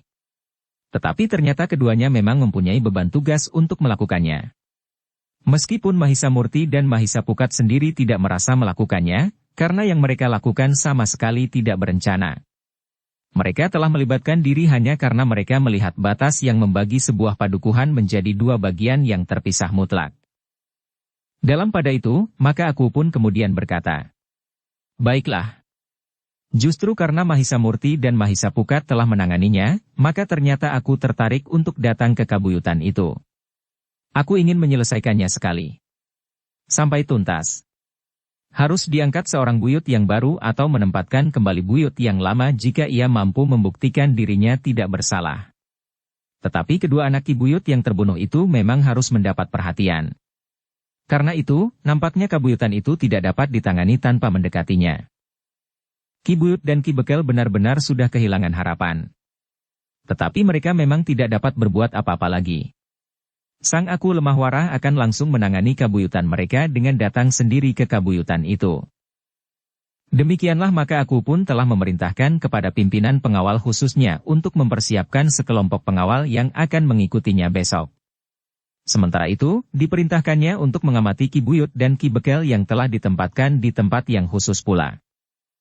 Mahisa Murti, Mahisa Pukat dan orang-orang yang datang bersamanya telah bermalam satu malam di Lemah Warah, sementara aku melakukan persiapan-persiapan. Aku telah berbicara dengan beberapa orang pemimpin Lemah Warah tentang kabuyutan yang kalut itu. Beberapa orang yang beberapa waktu yang lalu ikut menangani penempatan Ki Buyut yang ternyata telah menimbulkan persoalan di kabuyutan itu. Dengan kesimpulan yang masak, maka di keesokan harinya aku telah meninggalkan istananya bersama Mahisa Murti, Mahisa Pukat, kakek tua serta Ki Bekel dan Ki Buyut diiringi beberapa pengawal khusus aku Lemah Warah. Berkuda mereka menuju ke kabuyutan yang sedang kalut itu. Mereka menyadari bahwa perjalanan mereka akan memakan waktu panjang, sehingga mereka harus bermalam di perjalanan. Tetapi mereka tidak mengalami kesulitan sesuatu. Dengan pertanda kebesaran aku Lemah Warah, maka jika mereka singgah dimanapun, mereka mendapat kehormatan yang justru berlebihan. Dengan tergesa-gesa banjar-banjar kabuyutan dibersihkan dan dipersiapkan untuk menerima aku. Sementara itu, rumah Ki Buyut pun segera dikosongkan, untuk memberikan tempat kepada sang aku untuk beristirahat. Namun aku Lemah Warah adalah seorang aku yang pernah menjadi pengembara. Bahkan selama menjadi aku pun pernah juga ia menyamar dan berlaku sebagai orang kebanyakan justru di dalam tugasnya. Karena itu, maka aku pun mampu menyesuaikan dirinya dimanapun ia berhenti. Kadang-kadang aku justru beristirahat di Pategalan, atau dimanapun yang dikehendaki. Demikianlah, maka akhirnya perjalanan aku pun menjadi semakin dekat dengan tujuan. Sementara itu, Ki Buyut dan Ki Bekel yang sebenarnya sudah berangsur baik itu, rasa-rasanya justru menjadi semakin menderita. Beberapa lama kemudian, maka iring-iringan itu telah memasuki kabuyutan yang sedang kalut itu. Orang-orang yang melihat bahwa sebuah iring-iringan dengan pertanda aku Lemah Warah, maka mereka pun menjadi terkejut. Ternyata aku sendiri telah datang ke kabuyutan itu. Seluruh kabuyutan telah menyambut kedatangan aku. Ayah dan bibi Ki Buyut telah mendengar pula bahwa aku sendiri telah datang bersama Ki Buyut dan Ki Bekel. Apakah mereka berhasil? Bertanya ayah Ki Buyut itu di dalam hatinya, sebagaimana saudara kembar perempuannya. Namun bahwa kedua anak muda itu ikut pula kembali, telah menimbulkan persoalan di hati ayah Ki Buyut. Di hari kedatangannya, aku memang belum berbuat sesuatu. Tetapi aku minta di hari berikutnya semua orang yang berkepentingan serta para bebahu kabuyutan itu harus berkumpul. Sementara itu, Mahisa Murti dan Mahisa Pukat telah berusaha agar Ki Buyut dan Ki Bekel tidak dapat menemui ayah dan bibi Ki Buyut itu, karena pertemuan di antara mereka akan dapat melahirkan persoalan-persoalan baru. Ternyata usaha Mahisa Murti dan Mahisa Pukat yang dibantu oleh kakek tua itu berhasil. Beberapa bebahu ternyata sependapat, sehingga Ki Buyut tidak berhasil memasuki bilik ayahnya apapun alasannya. Demikian pula Ki Bekel. Bahkan Ki Buyut dan Ki Bekel telah mendapat pengawasan yang cukup ketat. Suasana di kabuyutan itu telah berubah sama sekali. Kehadiran aku telah menata kembali tata nilai yang telah dibangunkan oleh Ki Buyut atas dorongan ayah dan bibinya. Kedatangan Mahisa Murti dan Mahisa Pukat telah mengguncang kemantapan kedudukan Ki Buyut. Namun kedatangan aku telah merombak segala-galanya yang berlaku selama Ki Buyut berkuasa. Malam itu aku telah bermalam di Banjar Kabuyutan. Beberapa bebahu yang sudah berumur senja, merasa malu bahwa mereka tidak dapat memberikan tempat yang lebih baik. Tetapi bermalam di Banjar adalah jauh lebih baik daripada berada di rumah Ki Buyut. Demikian pula pasukan pengawal aku pun telah ditempatkan di Serambi Banjar. Meskipun agak berdesakan. Tetapi para prajurit dari pasukan khusus pengawal aku itu sama sekali tidak berkeberatan. Apalagi aku sendiri terbiasa berada di segala tempat, sehingga mereka dapat bermalam dimanapun juga dan di tempat yang bagaimanapun juga. Apalagi pasukan khusus itu tidak semuanya akan tidur bersama-sama. Di antara mereka ada yang harus bertugas bergantian. Di antara mereka yang bertugas dan yang berada di dalam bilik bersama kawan-kawannya yang beristirahat. Ada yang di ruang dalam, di depan bilik aku, tetapi ada pula yang berada di halaman. Sebagai prajurit yang berpengalaman, maka mereka dengan cepat menyesuaikan diri dengan arena yang mereka hadapi. Malam itu tidak terjadi sesuatu di kabuyutan. Mahisa Murti dan Mahisa Pukat berada di Banjar sampai menjelang tengah malam, saat aku akan beristirahat. Namun mereka berdua segera pergi ke Kabuyutan untuk melihat apakah pesan-pesan mereka tentang Ki Buyut telah dilakukan. Sebenarnya lah Ki Buyut dan Ki Bekel benar-benar tidak dapat bertemu dengan ayah dan bibi Ki Buyut tua. Betapapun mereka mencoba memaksa, tetapi orang-orang yang semula tunduk kepada mereka, dengan berani telah menolak keinginan Ki Buyut dan Ki Bekel itu. Apalagi setelah Mahisa Murti dan Mahisa Pukat ada di Kabuyutan. Demikianlah, di sana malam itu, Mahisa Murti dan Mahisa Pukat masih sempat tidur bergantian. Bagaimanapun juga mereka masih harus tetap berhati-hati menghadapi segala kemungkinan yang dapat terjadi di Kabuyutan yang masih bergolak itu. Mungkin masih ada pengikut dari ayah Ki Buyut yang ingin menimbulkan persoalan-persoalan baru justru karena aku ada di Banjar Kabuyutan itu. Ketika matahari mulai membayang, maka rasa-rasanya Kabuyutan itu mulai menginjak zaman baru. Mereka menunggu sikap aku bagi Kabuyutan mereka yang sudah lama terasa dibayangi oleh nilai-nilai kehidupan yang tidak wajar. Dalam pada itu, aku pun telah berbenah diri. Meskipun pakiwan di Banjar itu kurang memadai, tetapi aku tidak berkeberatan mempergunakannya. Ia mengerti bahwa orang-orang Kabuyutan itu telah berbuat sejauh dapat mereka lakukan. Karena itu aku sama sekali tidak menuntut apa yang tidak mungkin dapat dilakukan oleh orang-orang Kabuyutan yang sedang bergejolak itu. Dengan permohonan maaf yang sebesar-besarnya, hidangan telah disuguhkan pula. Sederhana seperti yang kemarin mereka hidangkan. Namun ternyata aku telah berkenan di hatinya oleh hidangan itu. Siapa juru masak di sini? Aku sempat bertanya. Istri salah seorang bebahu justru menjadi ketakutan. Ia mengira bahwa aku menjadi marah karena ia tidak pandai masak. Namun ternyata aku justru memuji. Masakanmu ternyata enak sekali. Istri bebahu itu hampir menjadi pingsan kegirangan karena pujian aku itu. Demikian matahari naik, maka aku pun telah bersiap menerima orang-orang yang akan menghadapnya. Namun agaknya aku tidak akan menerima mereka bersama-sama. Yang mula-mula dipanggilnya menghadap justru ayah dan bibi Ki Buyut, yang dianggapnya sebagai sumber segala persoalan. Kenapa kau nampak lemah sekali? Bertanya aku kepada kedua orang saudara kembar itu. Ampun aku. Hamba telah terkena ilmu iblis. Kedua anak muda itu telah dengan licik menghisap kekuatan dan kemampuan hamba, jawab ayah Ki Buyut. Oh, jadi ilmu itu kau anggap ilmu yang licik? Bertanya aku. Hamba aku. Anak muda itu telah melakukannya sebagai seorang pencuri yang melakukan pekerjaannya dengan diam-diam. Tetapi hamba tidak berbuat demikian. Hamba telah bertempur secara jantan, jawab ayah Ki Buyut. Bagus, berkata aku. Tetapi kemudian katanya. Seharusnya kau justru berterima kasih kepada anak-anak muda itu, karena mereka tidak mengeterapkan ilmu Bajrageninya.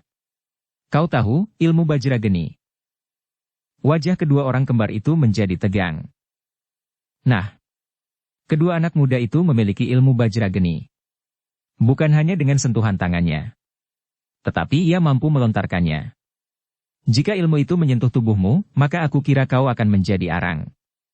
Karena itu, ternyata ia telah mempergunakan ilmunya yang lunak, yang hanya sekedar melumpuhkan saja, berkata aku selanjutnya. Debar jantung kedua orang itu serasa menjadi semakin cepat. Sebagai orang-orang berilmu, maka mereka pernah mengenal ilmu Bajrageni yang memiliki kekuatan yang luar biasa. Karena itu ketika aku lemah warah menyebutnya, maka rasa-rasanya kulit mereka memang meremang. Jika benar-benar ilmu Bajrageni itu menyentuh kulitnya, maka seperti yang dikatakan oleh aku, tubuhnya akan menjadi arang. Karena itu, maka kedua orang itu pun akhirnya menyadari, bahwa apapun yang akan mereka lakukan, maka mereka tidak akan mempunyai kesempatan lagi. Mereka tidak akan mempunyai kesempatan untuk mengalahkan kedua anak muda itu. Apalagi melawan aku lemah warah. Kenyataan tentang kedua anak muda itu telah meyakinkan mereka, bahwa mereka memang harus menyerah. Jika tidak, apapun yang akan mereka lakukan, maka kemungkinan kekuatan ilmu Bajrageni itu akan menghanguskan mereka. Seandainya mereka mempunyai kesempatan menghubungi beberapa orang yang akan bersedia membantu mereka lewat siapapun juga, namun orang-orang yang akan membantu mereka itu pun tidak akan mampu menghadapi kekuatan ilmu Bajrageni. Apalagi di saat aku berada di Kabuyutan itu bersama dengan para prajuritnya yang terpilih. Karena itulah, maka kemudian ayah dan bibi Ki Buyut itu tidak dapat ingkar lagi. Semua pertanyaan aku lemah warah dijawabnya dengan kenyataan yang telah terjadi sebenarnya di kabuyutan itu. Terima kasih, berkata aku lemah warah kemudian. Aku kira kalian telah menjawab pertanyaan-pertanyaanku dengan jujur. Karena itu, maka aku kira untuk sementara pertemuan ini telah cukup.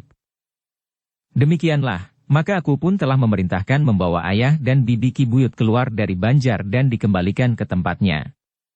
Karena keduanya masih sangat lemah, maka keduanya telah mendapat kesempatan untuk naik pedati meskipun jaraknya tidak terlalu jauh. Mereka dibaca kembali ke rumah Ki Buyut dan ditempatkan di bilik khusus diawasi oleh para pengawal yang patut dipercaya bersama beberapa orang bebahu yang mengendalikan mereka.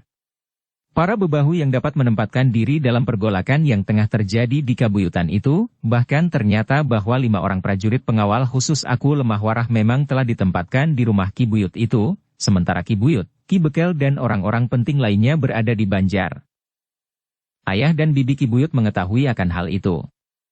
Tetapi mereka benar-benar telah pasrah, apa yang akan terjadi dengan diri mereka. Sepeninggal ayah dan bibi Ki Buyut, maka aku telah memanggil istri orang yang disebut-sebut melakukan pembunuhan atas kedua orang anak Ki Bekel tua.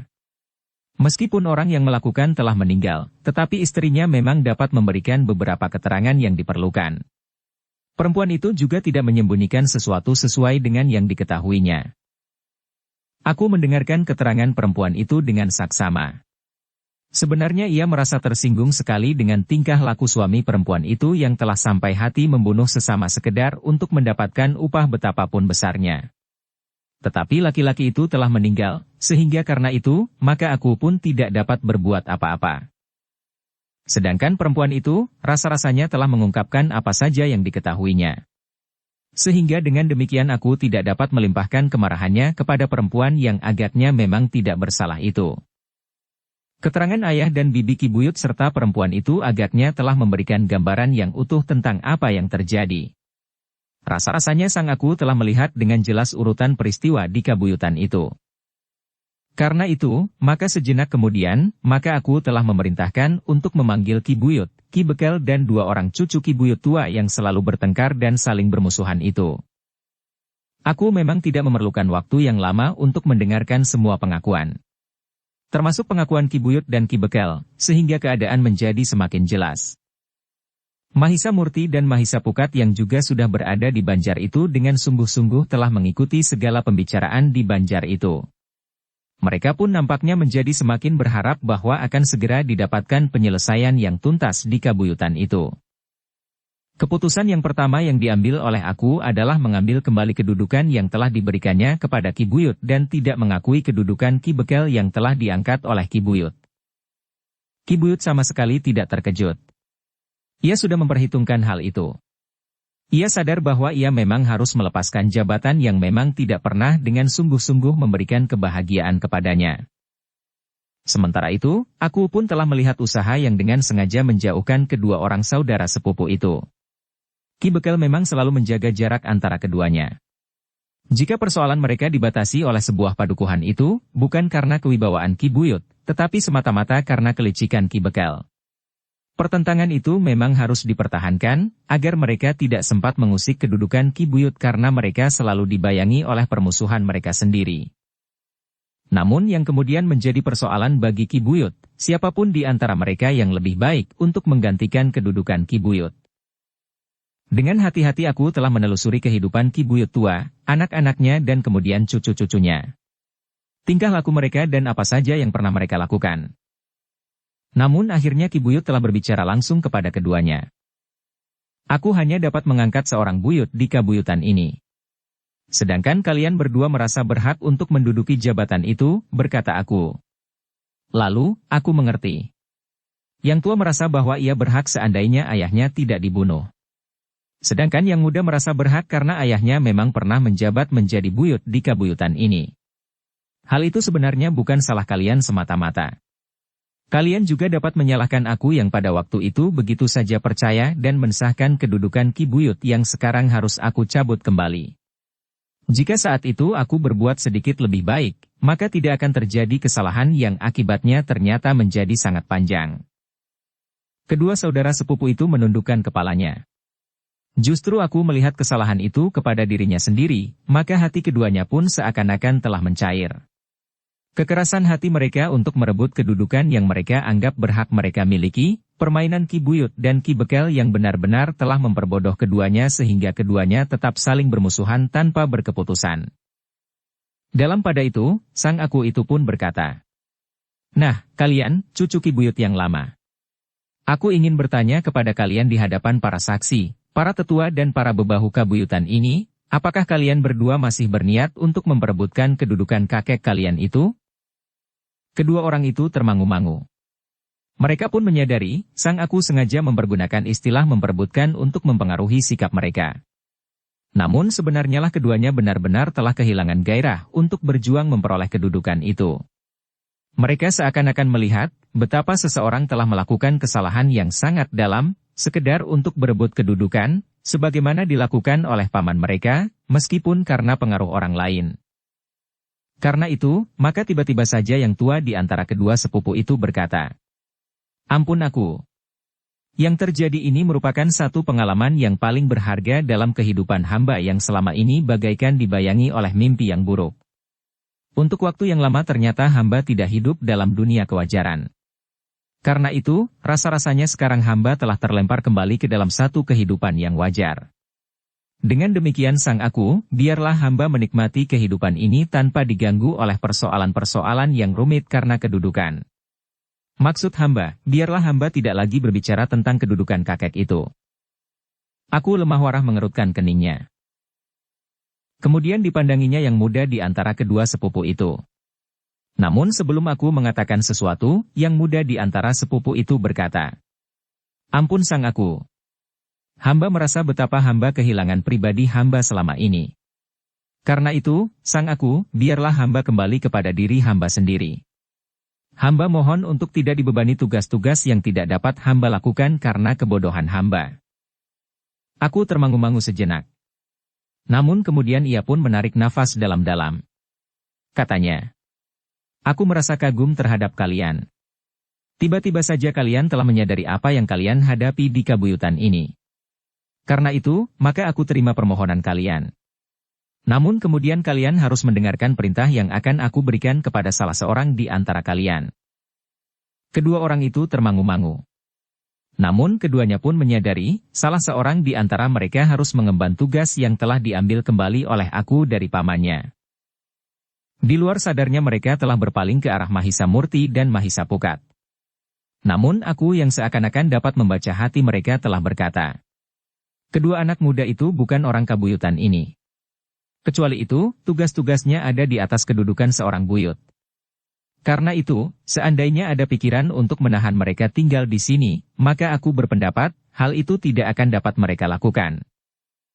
Kedua cucu Ki Buyut tua yang telah meninggal itu menundukkan kepala. Mereka memang harus menyadari bahwa kedua anak muda itu tidak sepantasnya tinggal di kabuyutan mereka meskipun menjabat pangkat tertinggi sekalipun. Menurut aku kedudukan mereka memang sudah berada di atas kedudukan seorang buyut. Karena itu, maka mereka tidak dapat mengatakan sesuatu tentang kedua anak muda itu. Dalam pada itu, maka sang aku pun kemudian berkata kepada orang-orang yang ikut dalam pertemuan itu, "Nah, sebenarnya kalianlah yang dapat memilih di antara keduanya. Tetapi aku kira kalian pun akan menjadi kebingungan. Apalagi kalian tidak ingin menyinggung perasaan salah seorang di antara mereka. Mereka tentu merasa direndahkan jika tidak terpilih meskipun mereka tidak menghendaki kedudukan itu. Karena itu, biarlah aku yang menentukan dengan alasan-alasan tertentu." Semua orang terdiam menunggu. Sebenarnya lah sebagaimana dikatakan oleh aku, seandainya mereka harus memilih, maka mereka akan menjadi bingung. Dengan demikian, maka akulah yang menentukan pilihan.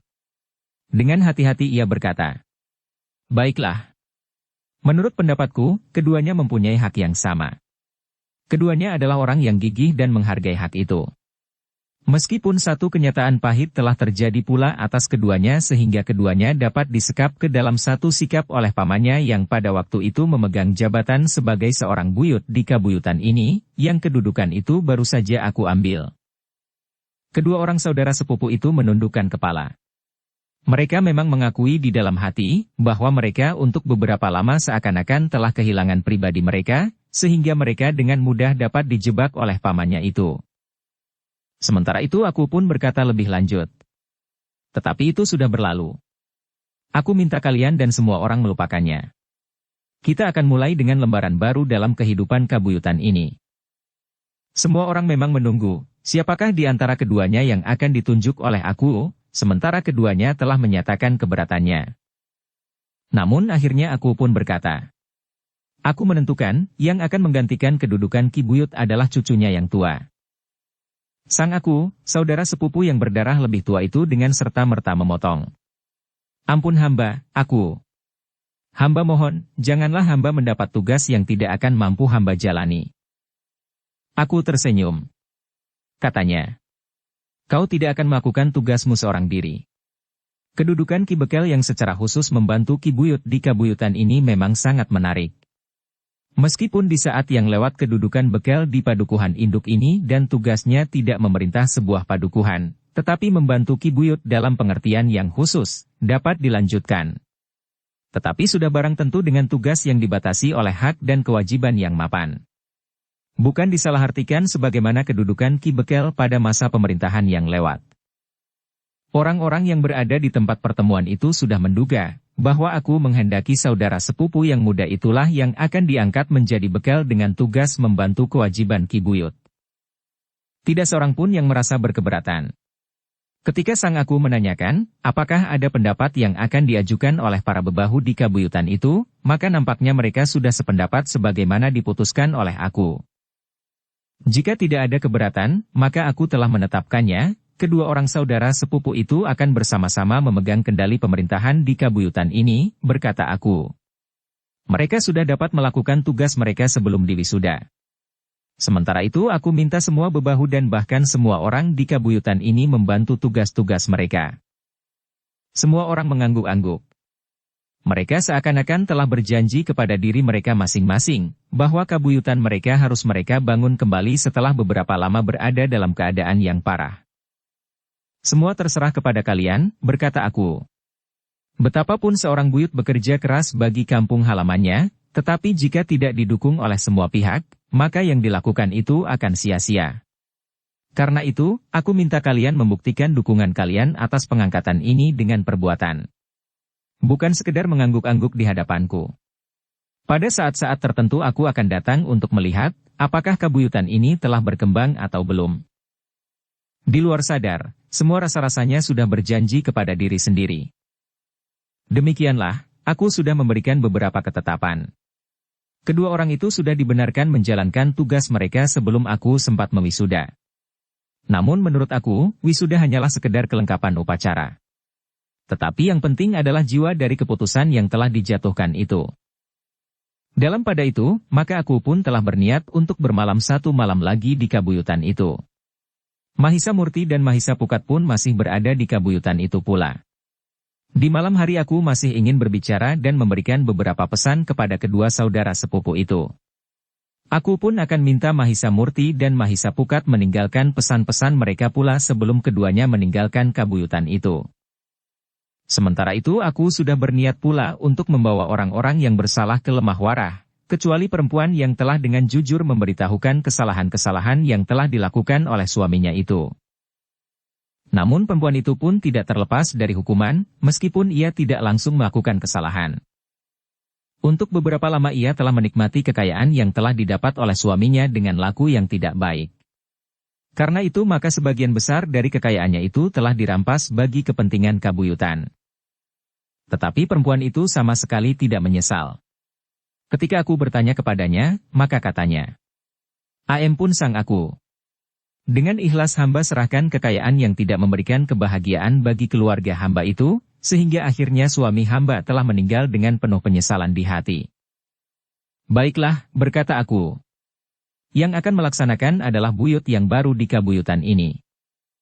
Hamba sang aku, desis perempuan itu. Aku Lemah Warah mengangguk-angguk. Menurut pendapatnya tugas-tugas pokoknya di kabuyutan itu sudah selesai, sehingga ia tinggal mengamati apa yang akan terjadi kemudian. Kepada para pemimpin di kabuyutan itu aku sudah memberitahukan, bahwa pada saat-saat tertentu ia akan mengirimkan petugas-petugasnya untuk melihat keadaan. Jarak antara kabuyutan ini sampai ke Lemah Warah memang jauh.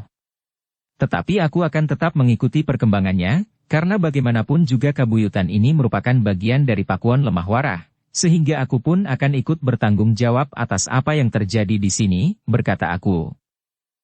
Demikianlah, di malam sebelum aku berangkat kembali ke Lemah Warah, maka ia pun telah memberikan banyak sekali pesan-pesan.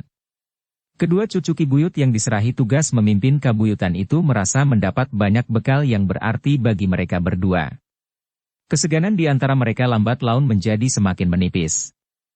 Apalagi setelah mereka menyadari sepenuhnya, bahwa yang terjadi itu adalah karena kelemahan pribadi mereka masing-masing sehingga mereka dapat dipermainkan oleh pamannya dan orang-orang di seputarnya. Di hari berikutnya aku pun telah bersiap untuk meninggalkan kabuyutan itu. Para pengawalnya pun telah bersiap pula. Orang-orang kabuyutan itu telah mengantar iring-iringan itu sampai keluar kabuyutan mereka. Demikian pula Mahisa Murti dan Mahisa Pukat. Kami masih akan tinggal 1-2 malam lagi, berkata Mahisa Murti.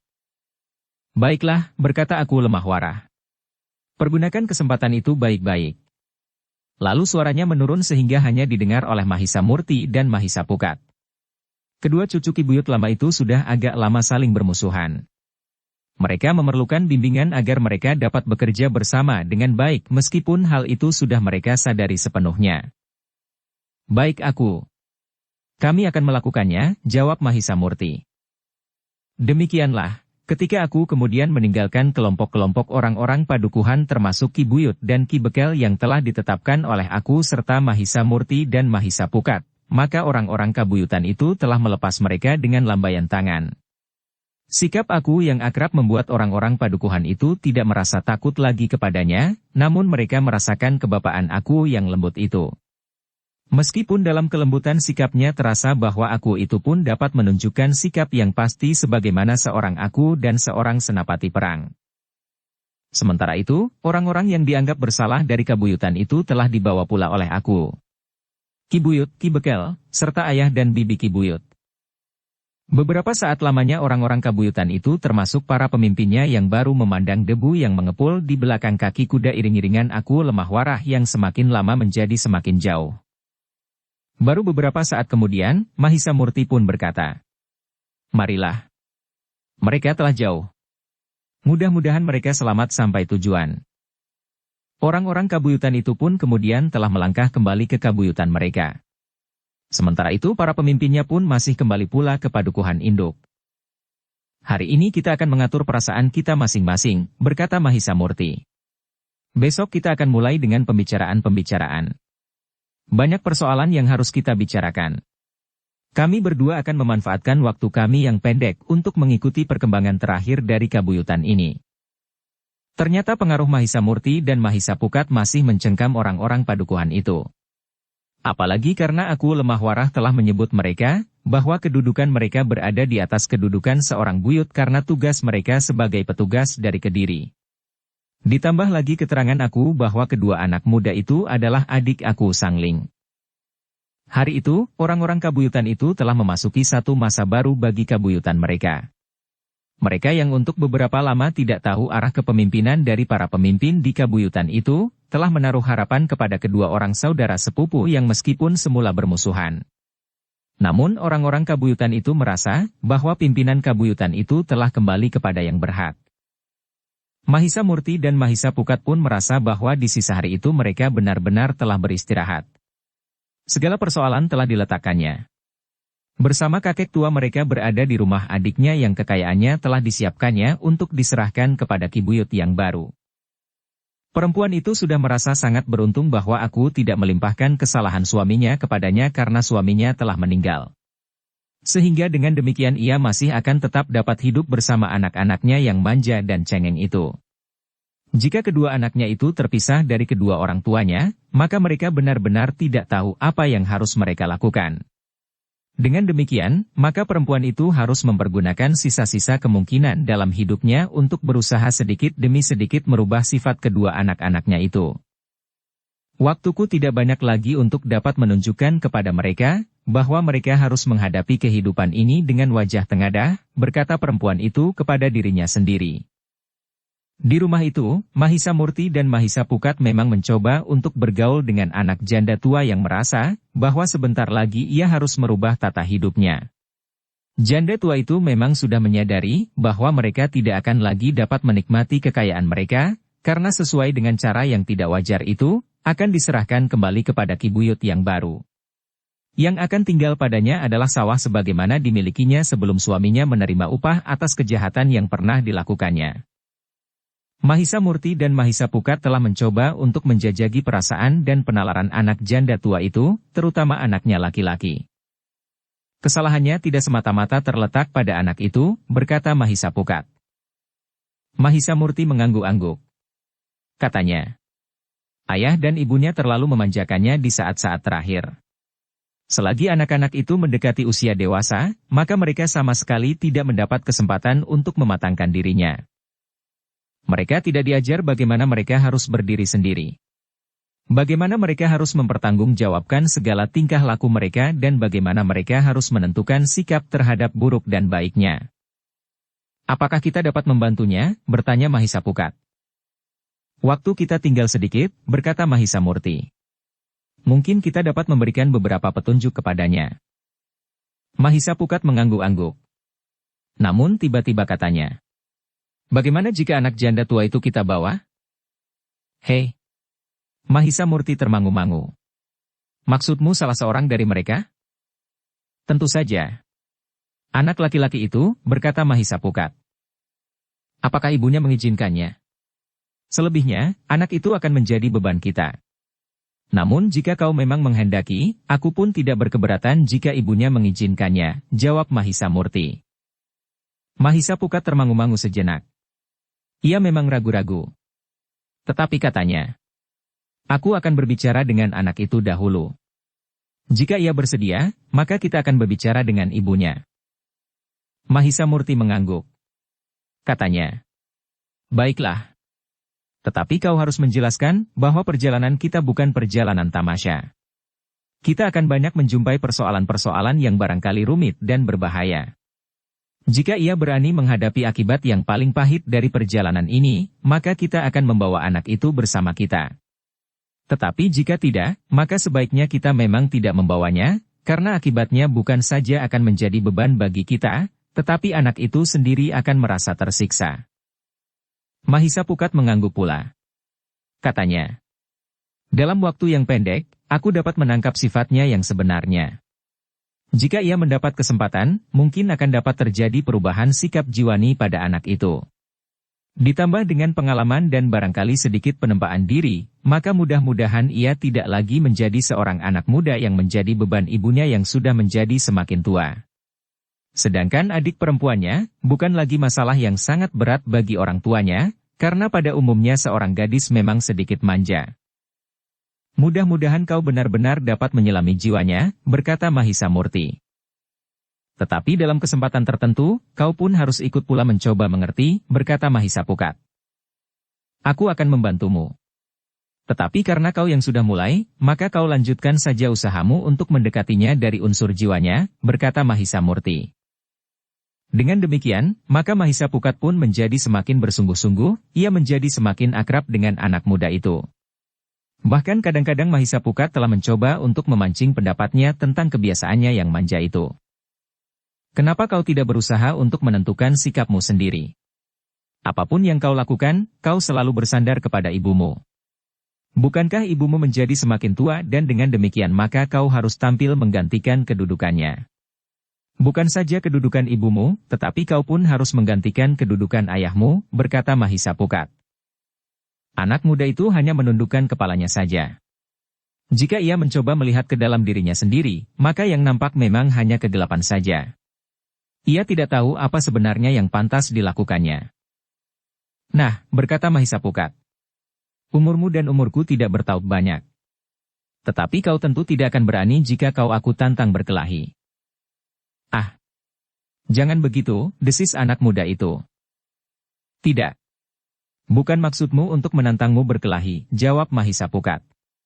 Aku hanya ingin menunjukkan bahwa seumurmu seharusnya sudah mampu melakukan banyak hal tanpa sandaran siapapun juga. Anak muda itu tidak menjawab. Sementara itu Mahisa Pukat telah mendesak. Aku tidak akan lama lagi di kabuyutan ini. Sebenarnya aku sudah minta diri untuk pergi.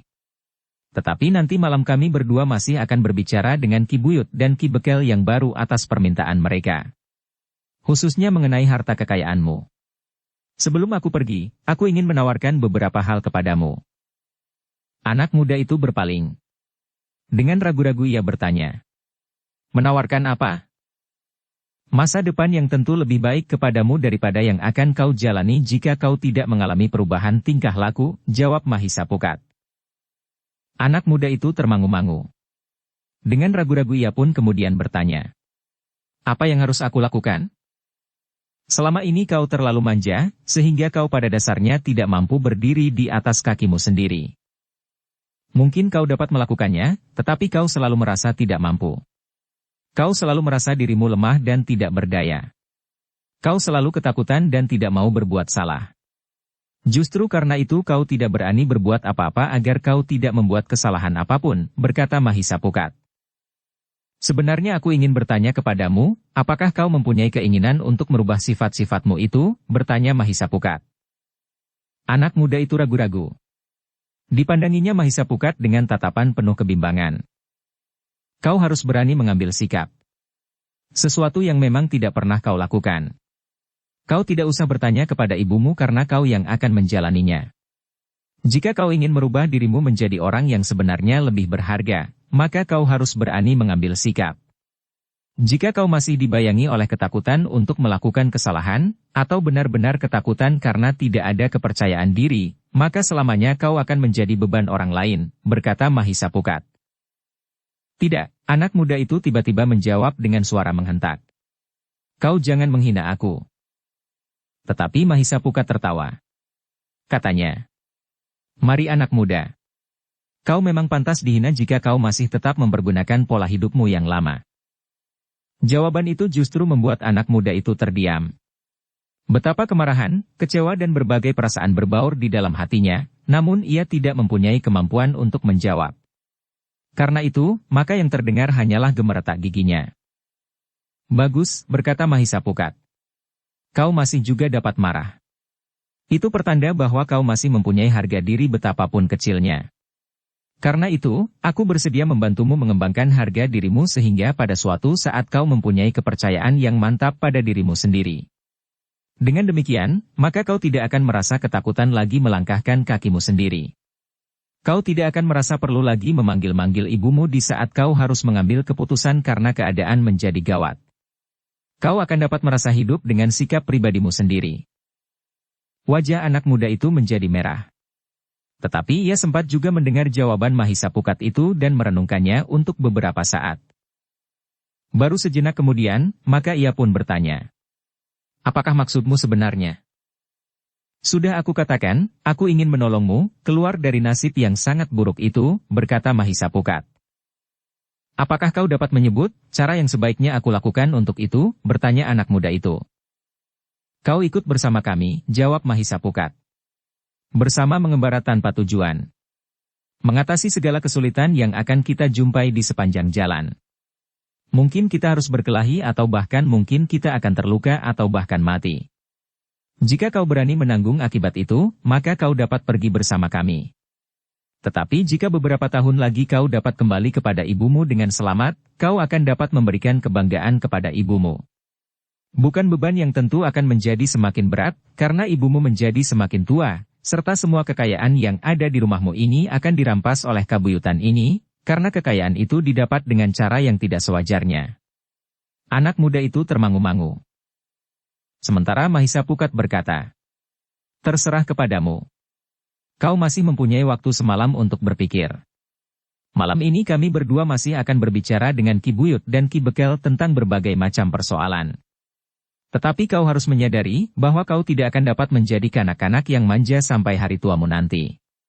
Pada saatnya kau akan berkeluarga, mempunyai anak dan kau adalah sandaran keluargamu. Atau kau akan tetap mencari sandaran baru jika ibumu sudah tua? Kau mungkin akan kawin dengan seorang perempuan yang bersedia menggantikan kedudukan ibumu. Cukup, potong anak muda, kau kira aku bukan seorang laki-laki? Bagus. Kata-katamu itu akan menjadi pangkal renunganmu malam ini.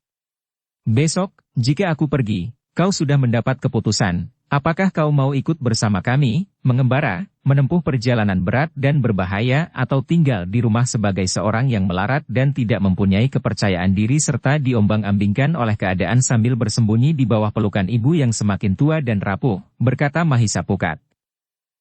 Anak muda itu tersinggung sekali. Tetapi ia tidak mempunyai kata-kata yang dapat dipergunakan untuk menjelaskan perasaannya. Sementara itu, Mahisa Pukat pun telah meninggalkannya untuk memberikan kesempatan anak itu merenungi kata-katanya. Anak muda itu memang merenung. Hatinya terasa sakit sekali. Tetapi ia tidak dapat ingkar bahwa yang dikatakan oleh Mahisa Pukat itu adalah satu kebenaran tentang dirinya. Sehingga karena itu, maka rasa-rasanya ia ingin berteriak keras-keras untuk melepaskan ketegangan di hatinya itu. Tetapi anak muda itu tidak mempunyai keberanian untuk melakukannya. Karena itu, jantungnya lah yang rasa-rasanya akan meledak, sehingga akhirnya, anak muda itu telah menelungkupkan wajahnya di bawah telapak tangannya. Yang meledak kemudian adalah tangisnya. Sebenarnya lah Mahisa Pukat masih belum benar-benar meninggalkannya. Karena itu dari luar ruangan ia mendengar anak muda itu menangis. Tetapi ia tidak kembali, ia tidak datang kepadanya dan menghiburnya seperti menghibur seorang gadis yang ditinggalkan kekasihnya. Dibiarkannya anak laki-laki muda itu bergulat dengan dirinya sendiri.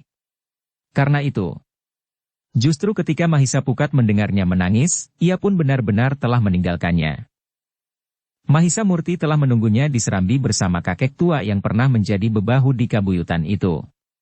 Sejenak mereka berbicara tentang kemungkinan-kemungkinan yang bakal terjadi pada anak muda itu. Ia akan memilih, berkata Mahisa Pukat. Aku masih berpengharapan bahwa harga dirinya masih mungkin diungkit. Mudah-mudahan ia masih sempat bangkit. Kakek tua itu mengangguk-angguk. Katanya, mudah-mudahan kemanakanku itu mampu mengangkat dirinya dari suramnya masa depan. Beberapa hari lagi, ibunya akan menjadi melarat.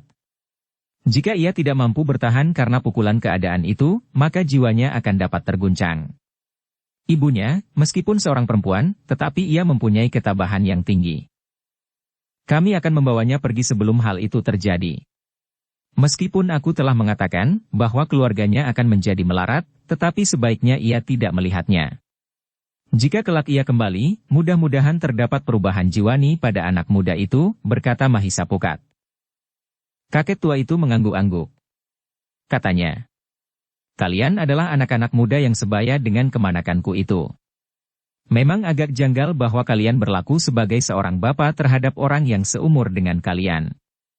Tetapi tingkat kedewasaan jiwa anak itu benar-benar terbelakang. Sudahlah kek, berkata Mahisa Murti. Kami akan berusaha. Yang kami lakukan itu adalah karena kami terdorong oleh kecemasan kami melihat masa depannya, justru karena kami sebaya dengan anak itu. Tetapi sudah barang tentu bahwa usaha kami tidak pasti dapat berhasil. Meskipun demikian kami akan berusaha sebaik-baiknya. Kakek tua itu mengangguk-angguk. Katanya kemudian, mudah-mudahan ibunya tidak berkeberatan. Kedua anak muda itu memang termangu-mangu. Meskipun Mahisa Pukat sudah menganjurkan agar sebagai seorang laki-laki muda ia harus berani mengambil sikap dan keputusan sendiri, tetapi agaknya anak itu memang tidak akan dapat terlepas dari pengaruh ibunya. Tetapi Mahisa Murti dan Mahisa Pukat masih berharap bahwa ketabahan hati ibunya tidak akan menghalangi jika anak itu memang berniat meninggalkannya untuk beberapa lama. Malam itu, Mahisa Murti, Mahisa Pukat dan kakek tua itu masih harus berbincang-bincang dengan Ki Buyut yang baru beserta Ki Bekel, yang meskipun belum diwisuda, tetapi Sang Aku Lemah Warah telah menetapkan bahwa kedudukan bagi keduanya adalah sah. Ketetapan itu dinyatakan di hadapan orang-orang kabuyutan itu sendiri. Ternyata kedua orang saudara sepupu yang terpisah untuk beberapa lama itu telah berhasil mengadakan pendekatan jiwani. Dengan kesadaran bahwa keduanya telah menjadi kehilangan akal dan bahkan kepribadian mereka, maka mereka berusaha untuk berbuat sebaik-baiknya. Bukan saja bagi diri mereka sendiri, tetapi juga bagi kabuyutan mereka itu. Berdasarkan atas pengalaman yang panjang, meskipun Mahisa Murti dan Mahisa Pukat masih muda, namun mereka dapat memberikan beberapa pertimbangan yang penting. Kedua orang saudara sepupu itu harus berusaha untuk menumbuhkan ikatan kekeluargaan bagi kabuyutan yang terkoyak itu.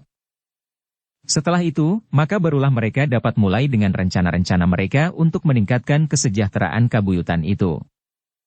Kakek tua itu pun kemudian berkata, "Kalian harus dapat berbuat sebagaimana dilakukan oleh kakek kalian, Ki Buyut tua yang mampu membuat kabuyutan ini menjadi kabuyutan yang besar dan disegani." Kedua saudara sepupu itu pun mengangguk-angguk. Sementara itu mereka pun telah membicarakan pula hukuman bagi perempuan tua adik kakek itu.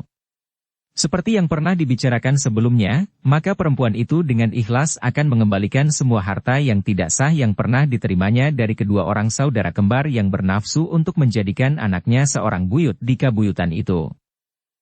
Bukan karena penghasilan yang akan didapatnya, tetapi semata-mata sebagai jaminan kesejahteraan hidup anak cucunya di masa datang. Meskipun kemudian ternyata bahwa kedudukan itu mampu memberikan penghasilan yang besar meskipun didapatkannya dengan tidak sah. "Kami akan mengambil sawah, pategalan dan harta benda yang diterimanya," berkata Ki Buyut. "Tetapi kami pun harus membiarkannya untuk tetap hidup dan makan secukupnya." "Terima kasih," desis kakek tua itu. "Atas nama adikku, maka keluarga kami mengucapkan terima kasih yang sebesar-besarnya."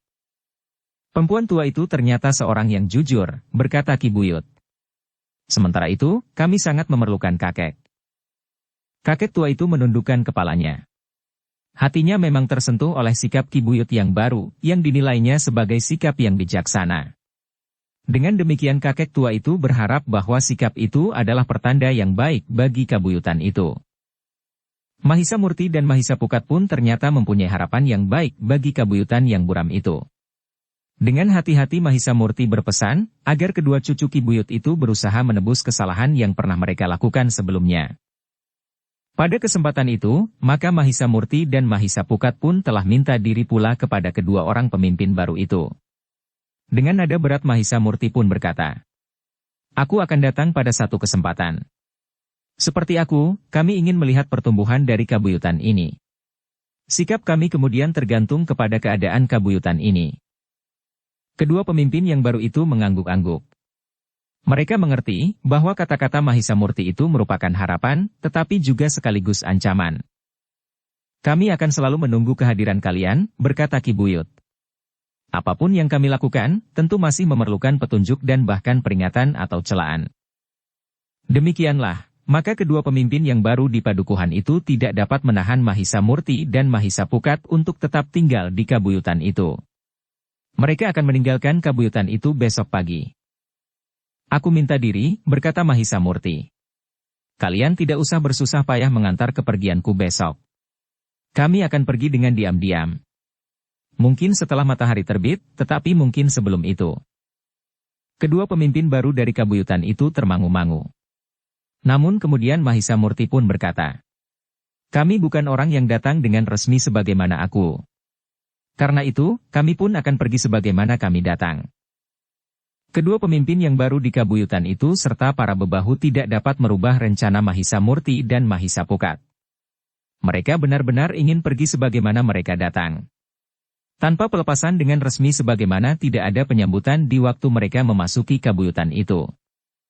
Setelah memberikan pesan-pesan terakhirnya, maka Mahisa Murti dan Mahisa Pukat telah meninggalkan rumah Ki Buyut di kabuyutan yang baru saja terguncang itu. Mereka bersama kakek tua itu telah kembali ke rumah adik perempuannya. Untuk beberapa saat Mahisa Murti dan Mahisa Pukat sempat beristirahat. Namun sebelum tidur, Mahisa Pukat memerlukan menemui anak laki-laki perempuan tua itu sambil berkata, "Besok pagi-pagi benar, sebelum dini hari, kami akan berangkat. Jika kau mengambil keputusan untuk pergi bersama kami, kau pun harus sudah siap. Jika saat kami berangkat kau belum siap, itu berarti bahwa kau akan tetap berada dalam keadaanmu sekarang. Dan untuk selamanya kau akan menjadi beliau orang lain." Anak muda itu tidak menjawab. Namun kemudian anak muda itu telah menemui ibunya untuk menyampaikan persoalan yang dihadapinya. Sebagaimana biasanya, ia tidak mampu memecahkan persoalan itu sendiri. Ibunya memang terkejut. Tetapi sepercik harapan telah tumbuh di dalam hatinya. Bahkan anaknya itu mempertanyakan kemungkinan itu kepadanya, berarti bahwa betapapun kecilnya anaknya itu tertarik kepada tawaran Mahisa Murti dan Mahisa Pukat. Ternyata bahwa secara jiwani perempuan tua itu memiliki keberanian yang besar. Dengan tabah ia telah berusaha untuk mendorong anaknya agar ia bersedia pergi bersama Mahisa Murti dan Mahisa Pukat. Kau dapat melihat kenyataan itu, berkata perempuan tua itu. Keduanya umurnya tidak terpaut banyak dengan umurmu. Tetapi keduanya itu memiliki kematangan jiwa yang jauh lebih dewasa dari kau. Karena itu, aku menganjurkan agar kau bersedia pergi bersama mereka. Di sepanjang jalan kau akan mendapatkan pengalaman yang tentu akan berarti bagi hidupmu di masa mendatang. Anak muda itu termangu-mangu.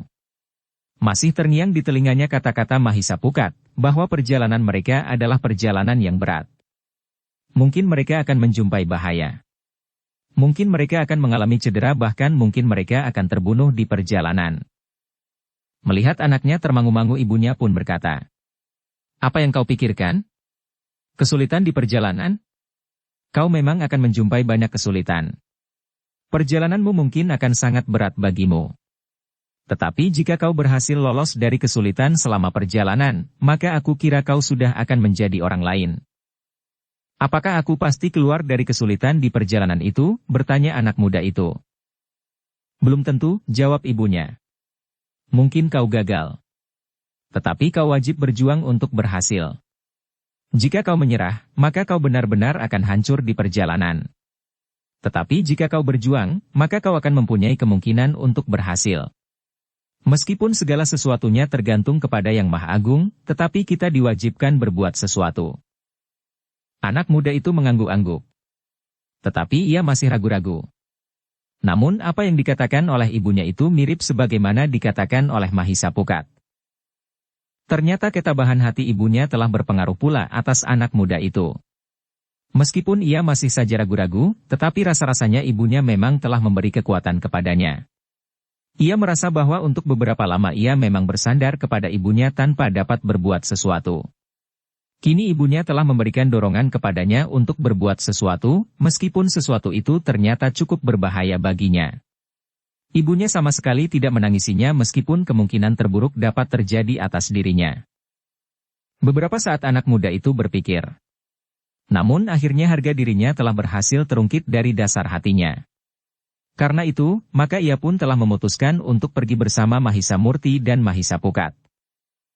Ketika keputusan itu disampaikannya kepada ibunya, maka terasa mata ibunya menjadi panas. Tetapi ibunya benar-benar berusaha untuk bertahan agar ia tidak menangis. Tidak menangis karena terharu. Tetapi juga tidak menangis karena ia akan ditinggalkan oleh anaknya yang dicintainya. Tetapi adik perempuannya lah yang menangis. Namun ibunya berhasil menghiburnya dan meyakinkannya bahwa kakaknya itu akan pergi untuk waktu yang tidak terlalu lama. Di pagi hari, demikian Mahisa Murti dan Mahisa Pukat bersiap, ternyata anak muda itu pun telah bersiap pula. Ia telah membawa bekal beberapa lembar pakaian dan uang yang cukup. Bagaimanapun juga ibunya tidak akan merelakan anaknya kelaparan di perjalanan. Bahkan ibunya telah membekalinya dengan keris pusaka ayahnya yang dibalut dengan pendok emas. Ibunya telah berpesan, dalam keadaan yang memaksa, ia dapat menjual pendok emasnya. Tetapi jangan kerisnya. Namun ternyata bahwa Mahisa Murti dan Mahisa Pukat berkeberatan. Ia menganjurkan agar keris itu tidak dibawanya. "Benda yang sangat berharga itu tidak diperlukan," berkata Mahisa Murti. "Ini pusaka yang bertuah," berkata anak muda itu. "Tinggalkan saja benda peninggalan orang tuamu itu, agar tidak hilang di perjalanan. Ada beberapa sebab yang dapat membuat kau kehilangan benda itu. Karena itu, aku anjurkan agar kau tidak usah membawanya," desak Mahisa Murti. Anak muda itu termangu-mangu sejenak. Namun pamannya lah yang berkata, "Tinggalkan saja keris itu. Kau akan membawa pedang sebagaimana kedua anak muda yang akan kau sertai. Meskipun kau belum pernah mempelajari bagaimana harus mempergunakan pedang, terlebih-lebih lagi ilmu pedang, namun senjata itu mungkin berarti bagimu." Anak muda itu tidak menjawab. Namun kakek tua itu pun kemudian berkata, "Singgahlah di rumahku. Kau dapat membawa pedangku." Demikianlah, maka ketiga orang anak muda itu pun kemudian telah meninggalkan padukuhan itu. Anak muda yang manja itu telah dengan ketetapan hati meninggalkan segala-galanya. Meninggalkan ibunya yang menjadi sandarannya, meninggalkan adiknya, padukuhannya dan semuanya. Yang dibawanya hanyalah uang secukupnya, pakaian dan pedang yang diberikan oleh pamannya, meskipun ia tidak tahu bagaimana mempergunakannya. Seperti yang diminta, maka tidak seorang pun yang melepas kepergian Mahisa Murti dan Mahisa Pukat. Mereka memang tidak memerlukannya. Bagi mereka, adalah lebih bebas jika mereka pergi begitu saja. Beberapa lama kemudian, mereka telah berada di luar Kabuyutan. Memang ada perasaan berat untuk melanjutkan perjalanan. Tetapi anak muda itu telah menggeretakkan giginya setiap kali untuk menekan perasaannya. Mahisa Murti dan Mahisa Pukat mengerti gejolak perasaan di hati anak muda itu. Namun untuk beberapa lamanya mereka tidak menanyakannya. Mereka justru berbicara tentang jalan yang mereka lalui. Tentang sawah dan pategalan dan tentang air yang mengalir di parit-parit. Ketika matahari menjadi semakin tinggi, dan panasnya bagaikan menyengat kulit, maka keringat pun telah terperas dari dalam tubuhnya. Anak muda yang menyertai Mahisa Murti dan Mahisa Pukat itu telah menjadi letih. Lehernya bagaikan menjadi kering kehausan. Tetapi ia tidak mengatakannya kepada Mahisa Murti dan Mahisa Pukat. Tetapi agaknya Mahisa Murti dan Mahisa Pukat pun mengerti keadaannya. Mereka tidak sebaiknya memaksa anak muda itu untuk berjalan terus pada hari yang pertama. Karena itu, maka Mahisa Murti dan Mahisa Pukat telah menawarkan kepada anak muda itu untuk beristirahat. Aku tidak lelah, jawab anak muda itu. Tetapi Mahisa Murti dan Mahisa Pukat mengetahui bahwa ia telah memaksa diri. Karena itulah maka Mahisa Pukat pun berkata, aku mulai merasa haus. Panasnya bukan main. Kita berhenti sebentar di bawah pohon itu. Nanti jika kita melewati kedai minum atau penjual dawet cendol, kita akan berhenti. Anak muda itu tidak menjawab. Sebenarnya lah ia merasa kakinya menjadi seberat batu dan lehernya menjadi kering. Ternyata mereka juga lelah dan haus, berkata anak muda itu di dalam hatinya. Lalu, jika demikian, maka kekuatan kakiku tidak terpaut banyak dengan mereka. Tetapi hal itu disimpannya saja di dalam hatinya, meskipun keadaan itu dapat menumbuhkan permulaan dari kepercayaan kepada diri sendiri. Beberapa saat mereka beristirahat di bawah sebatang pohon yang rindang di pinggir jalan. Perasaan lelah mereka memang berkurang. Tetapi tidak dengan perasaan haus yang bagaikan mencekik leher.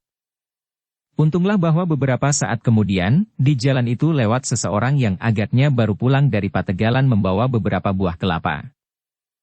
Mahisa Pukatlah yang kemudian menghentikan orang itu. Ia ingin membeli beberapa buah kelapa sekedar untuk diminum airnya. Tetapi orang itu tersenyum sambil menggeleng. Katanya, jika kalian hanya kehausan saja, sebaiknya kalian tidak usah membelinya. Tanpa diminta orang itu pun kemudian telah memecahkan beberapa buah kelapa dan memberikan airnya kepada ketiga orang yang kehausan itu. Terima kasih, berkata ketiga orang anak muda itu hampir berbareng. Orang itu memang menolak untuk menerima uang dari Mahisa Pukat. Ketika orang itu melangkah pergi, Mahisa Pukat pun berkata, kita melanjutkan perjalanan. Jika kita terlalu lama beristirahat, aku tentu akan tertidur di sini. Mahisa Murti pun kemudian telah bangkit pula berdiri sambil berkata, marilah. Kita lanjutkan perjalanan. Bertiga mereka melanjutkan perjalanan. Mereka mengikuti jalan yang mereka lalui tanpa memasuki jalan simpang. Kita kemana? Bertanya anak muda yang mengikuti Mahisa Murti dan Mahisa Pukat itu. Dengan nada rendah Mahisa Pukat menjawab. Sudah aku katakan. Kita berjalan tanpa tujuan. Anak muda itu menarik nafas dalam-dalam. Tetapi ia tidak bertanya lagi. Ketika matahari mulai turun, maka rasa-rasanya perut mereka memang menjadi lapar. Karena itu, maka mereka pun kemudian telah singgah di sebuah kedai. Di kedai itu mereka dapat makan dan minum sebanyak mereka perlukan. Beberapa jenis makanan dan minuman telah tersedia. Setelah beristirahat beberapa saat, maka ketiganya pun telah melanjutkan perjalanan pula. Seperti yang terjadi di siang hari, maka menjelang gelap mereka pun telah singgah lagi di kedai dan kemudian melanjutkan perjalanan lagi. Anak muda yang mengikuti Mahisa Murti dan Mahisa Pukat itu mulai berpikir. Pengalaman yang manakah yang akan berarti bagi dirinya, jika mereka hanya berjalan saja dan setiap kali berhenti untuk makan dan minum? Tetapi anak muda itu tidak bertanya kepada kedua orang bersaudara itu. Keduanya adalah orang-orang yang sudah cukup berpengalaman sehingga pada suatu saat tentu akan terjadi perubahan pada nafas perjalanan mereka. Namun yang mulai mendebarkan terjadi ketika malam turun.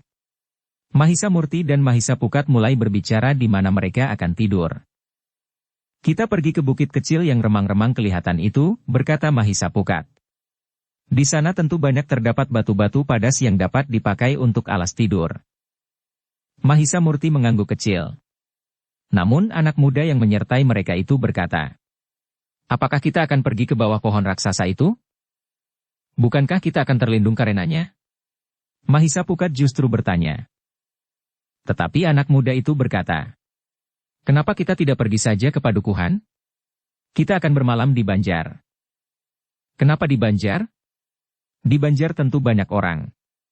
Kita kadang-kadang justru tidak akan dapat tidur, jawab Mahisa Murti. Tetapi aku tidak tertarik untuk bermalam di bawah pohon itu, berkata anak muda itu. Mahisa Murti dan Mahisa Pukat saling berpandangan sejenak. Dengan nada rendah Mahisa Murti pun berkata, baiklah. Kita akan mencoba untuk bermalam di Banjar Padukuhan di hadapan kita itu. Mahisa Pukat tidak menyahut. Tetapi ia pun mengingat anak muda yang belum pernah mengembara sama sekali itu. Biasanya ia tidur di sebuah bilik yang rapat dan hangat. Terang oleh cahaya lampu minyak dan diselimuti oleh kain panjang yang melindunginya dari gigitan nyamuk. Ketiga orang itu pun kemudian telah memasuki sebuah padukuhan yang cukup besar. Tetapi karena malam baru saja menjadi gelap, maka gardu di mulut lorong itu masih kosong. Ketiga orang itu berjalan terus. Meskipun mereka belum pernah memasuki padukuhan itu, tetapi mereka yakin bahwa Banjar Padukuhan itu tentu terletak di pinggir jalan itu. Sebenarnya lah ketika jalan yang mereka lalui itu menikung sedikit, maka di belakang tikungan itu terdapat Banjar Padukuhan. Ketiga orang anak muda itu pun kemudian telah memasuki halaman Banjar dengan ragu-ragu. Namun kemudian seorang tua telah mendekati ketiga orang anak muda itu sambil bertanya. Siapakah yang kalian cari anak muda? Mahisa Murtilah yang kemudian mengangguk hormat berkata. Kisanak. Kami adalah pengembara yang kemalaman di jalan. Jika diperkenankan, kami bermaksud untuk mohon belas kasihan, bermalam di Banjar ini. Orang tua itu termangu-mangu sejenak. Dipandanginya ketiga orang anak muda itu berganti-ganti. Kemudian di luar sadarnya orang tua itu memandang pada pedang yang tergantung di lambung anak-anak muda itu. Kalian bersenjata, bertanya orang tua itu. Mahisa Murti sekali lagi mengangguk hormat sambil menjawab. Kisanak. Kami pejalan yang melalui daerah yang kadang-kadang tidak dapat diduga isinya. Karena itu kami memang membawa senjata sekedar untuk melindungi diri sendiri. Orang tua itu termangu-mangu sejenak. Namun kemudian katanya. Apakah kau tidak akan menimbulkan keributan di sini? Tentu tidak, jawab Mahisa Murti. Baiklah, berkata orang tua itu. Lalu katanya pula. Marilah, aku tunjukkan tempat yang dapat kalian pakai untuk bermalam. Ketiga orang anak muda itu pun kemudian telah mengikuti orang tua itu. Mereka dibawa ke serambi belakang Banjar itu. Di serambi yang tertutup oleh dinding di sebelah sisinya itu, terdapat sebuah amben yang cukup besar. Baiklah. Pergunakan tempat ini sebaik-baiknya. Tetapi ingat, jangan membuat keributan di sini. Sebentar lagi Banjar ini akan menjadi ramai oleh anak-anak muda yang bertugas. Jika kalian berbuat sesuatu yang tidak disukai mereka, maka kalian akan dihukum, berkata orang tua itu. Terima kasih. Mahisa Murti menyahut. Kami akan berbuat sebaik-baiknya. Bersambung ke bab 124. Dukung kami dengan subscribe, follow, like, komen dan share.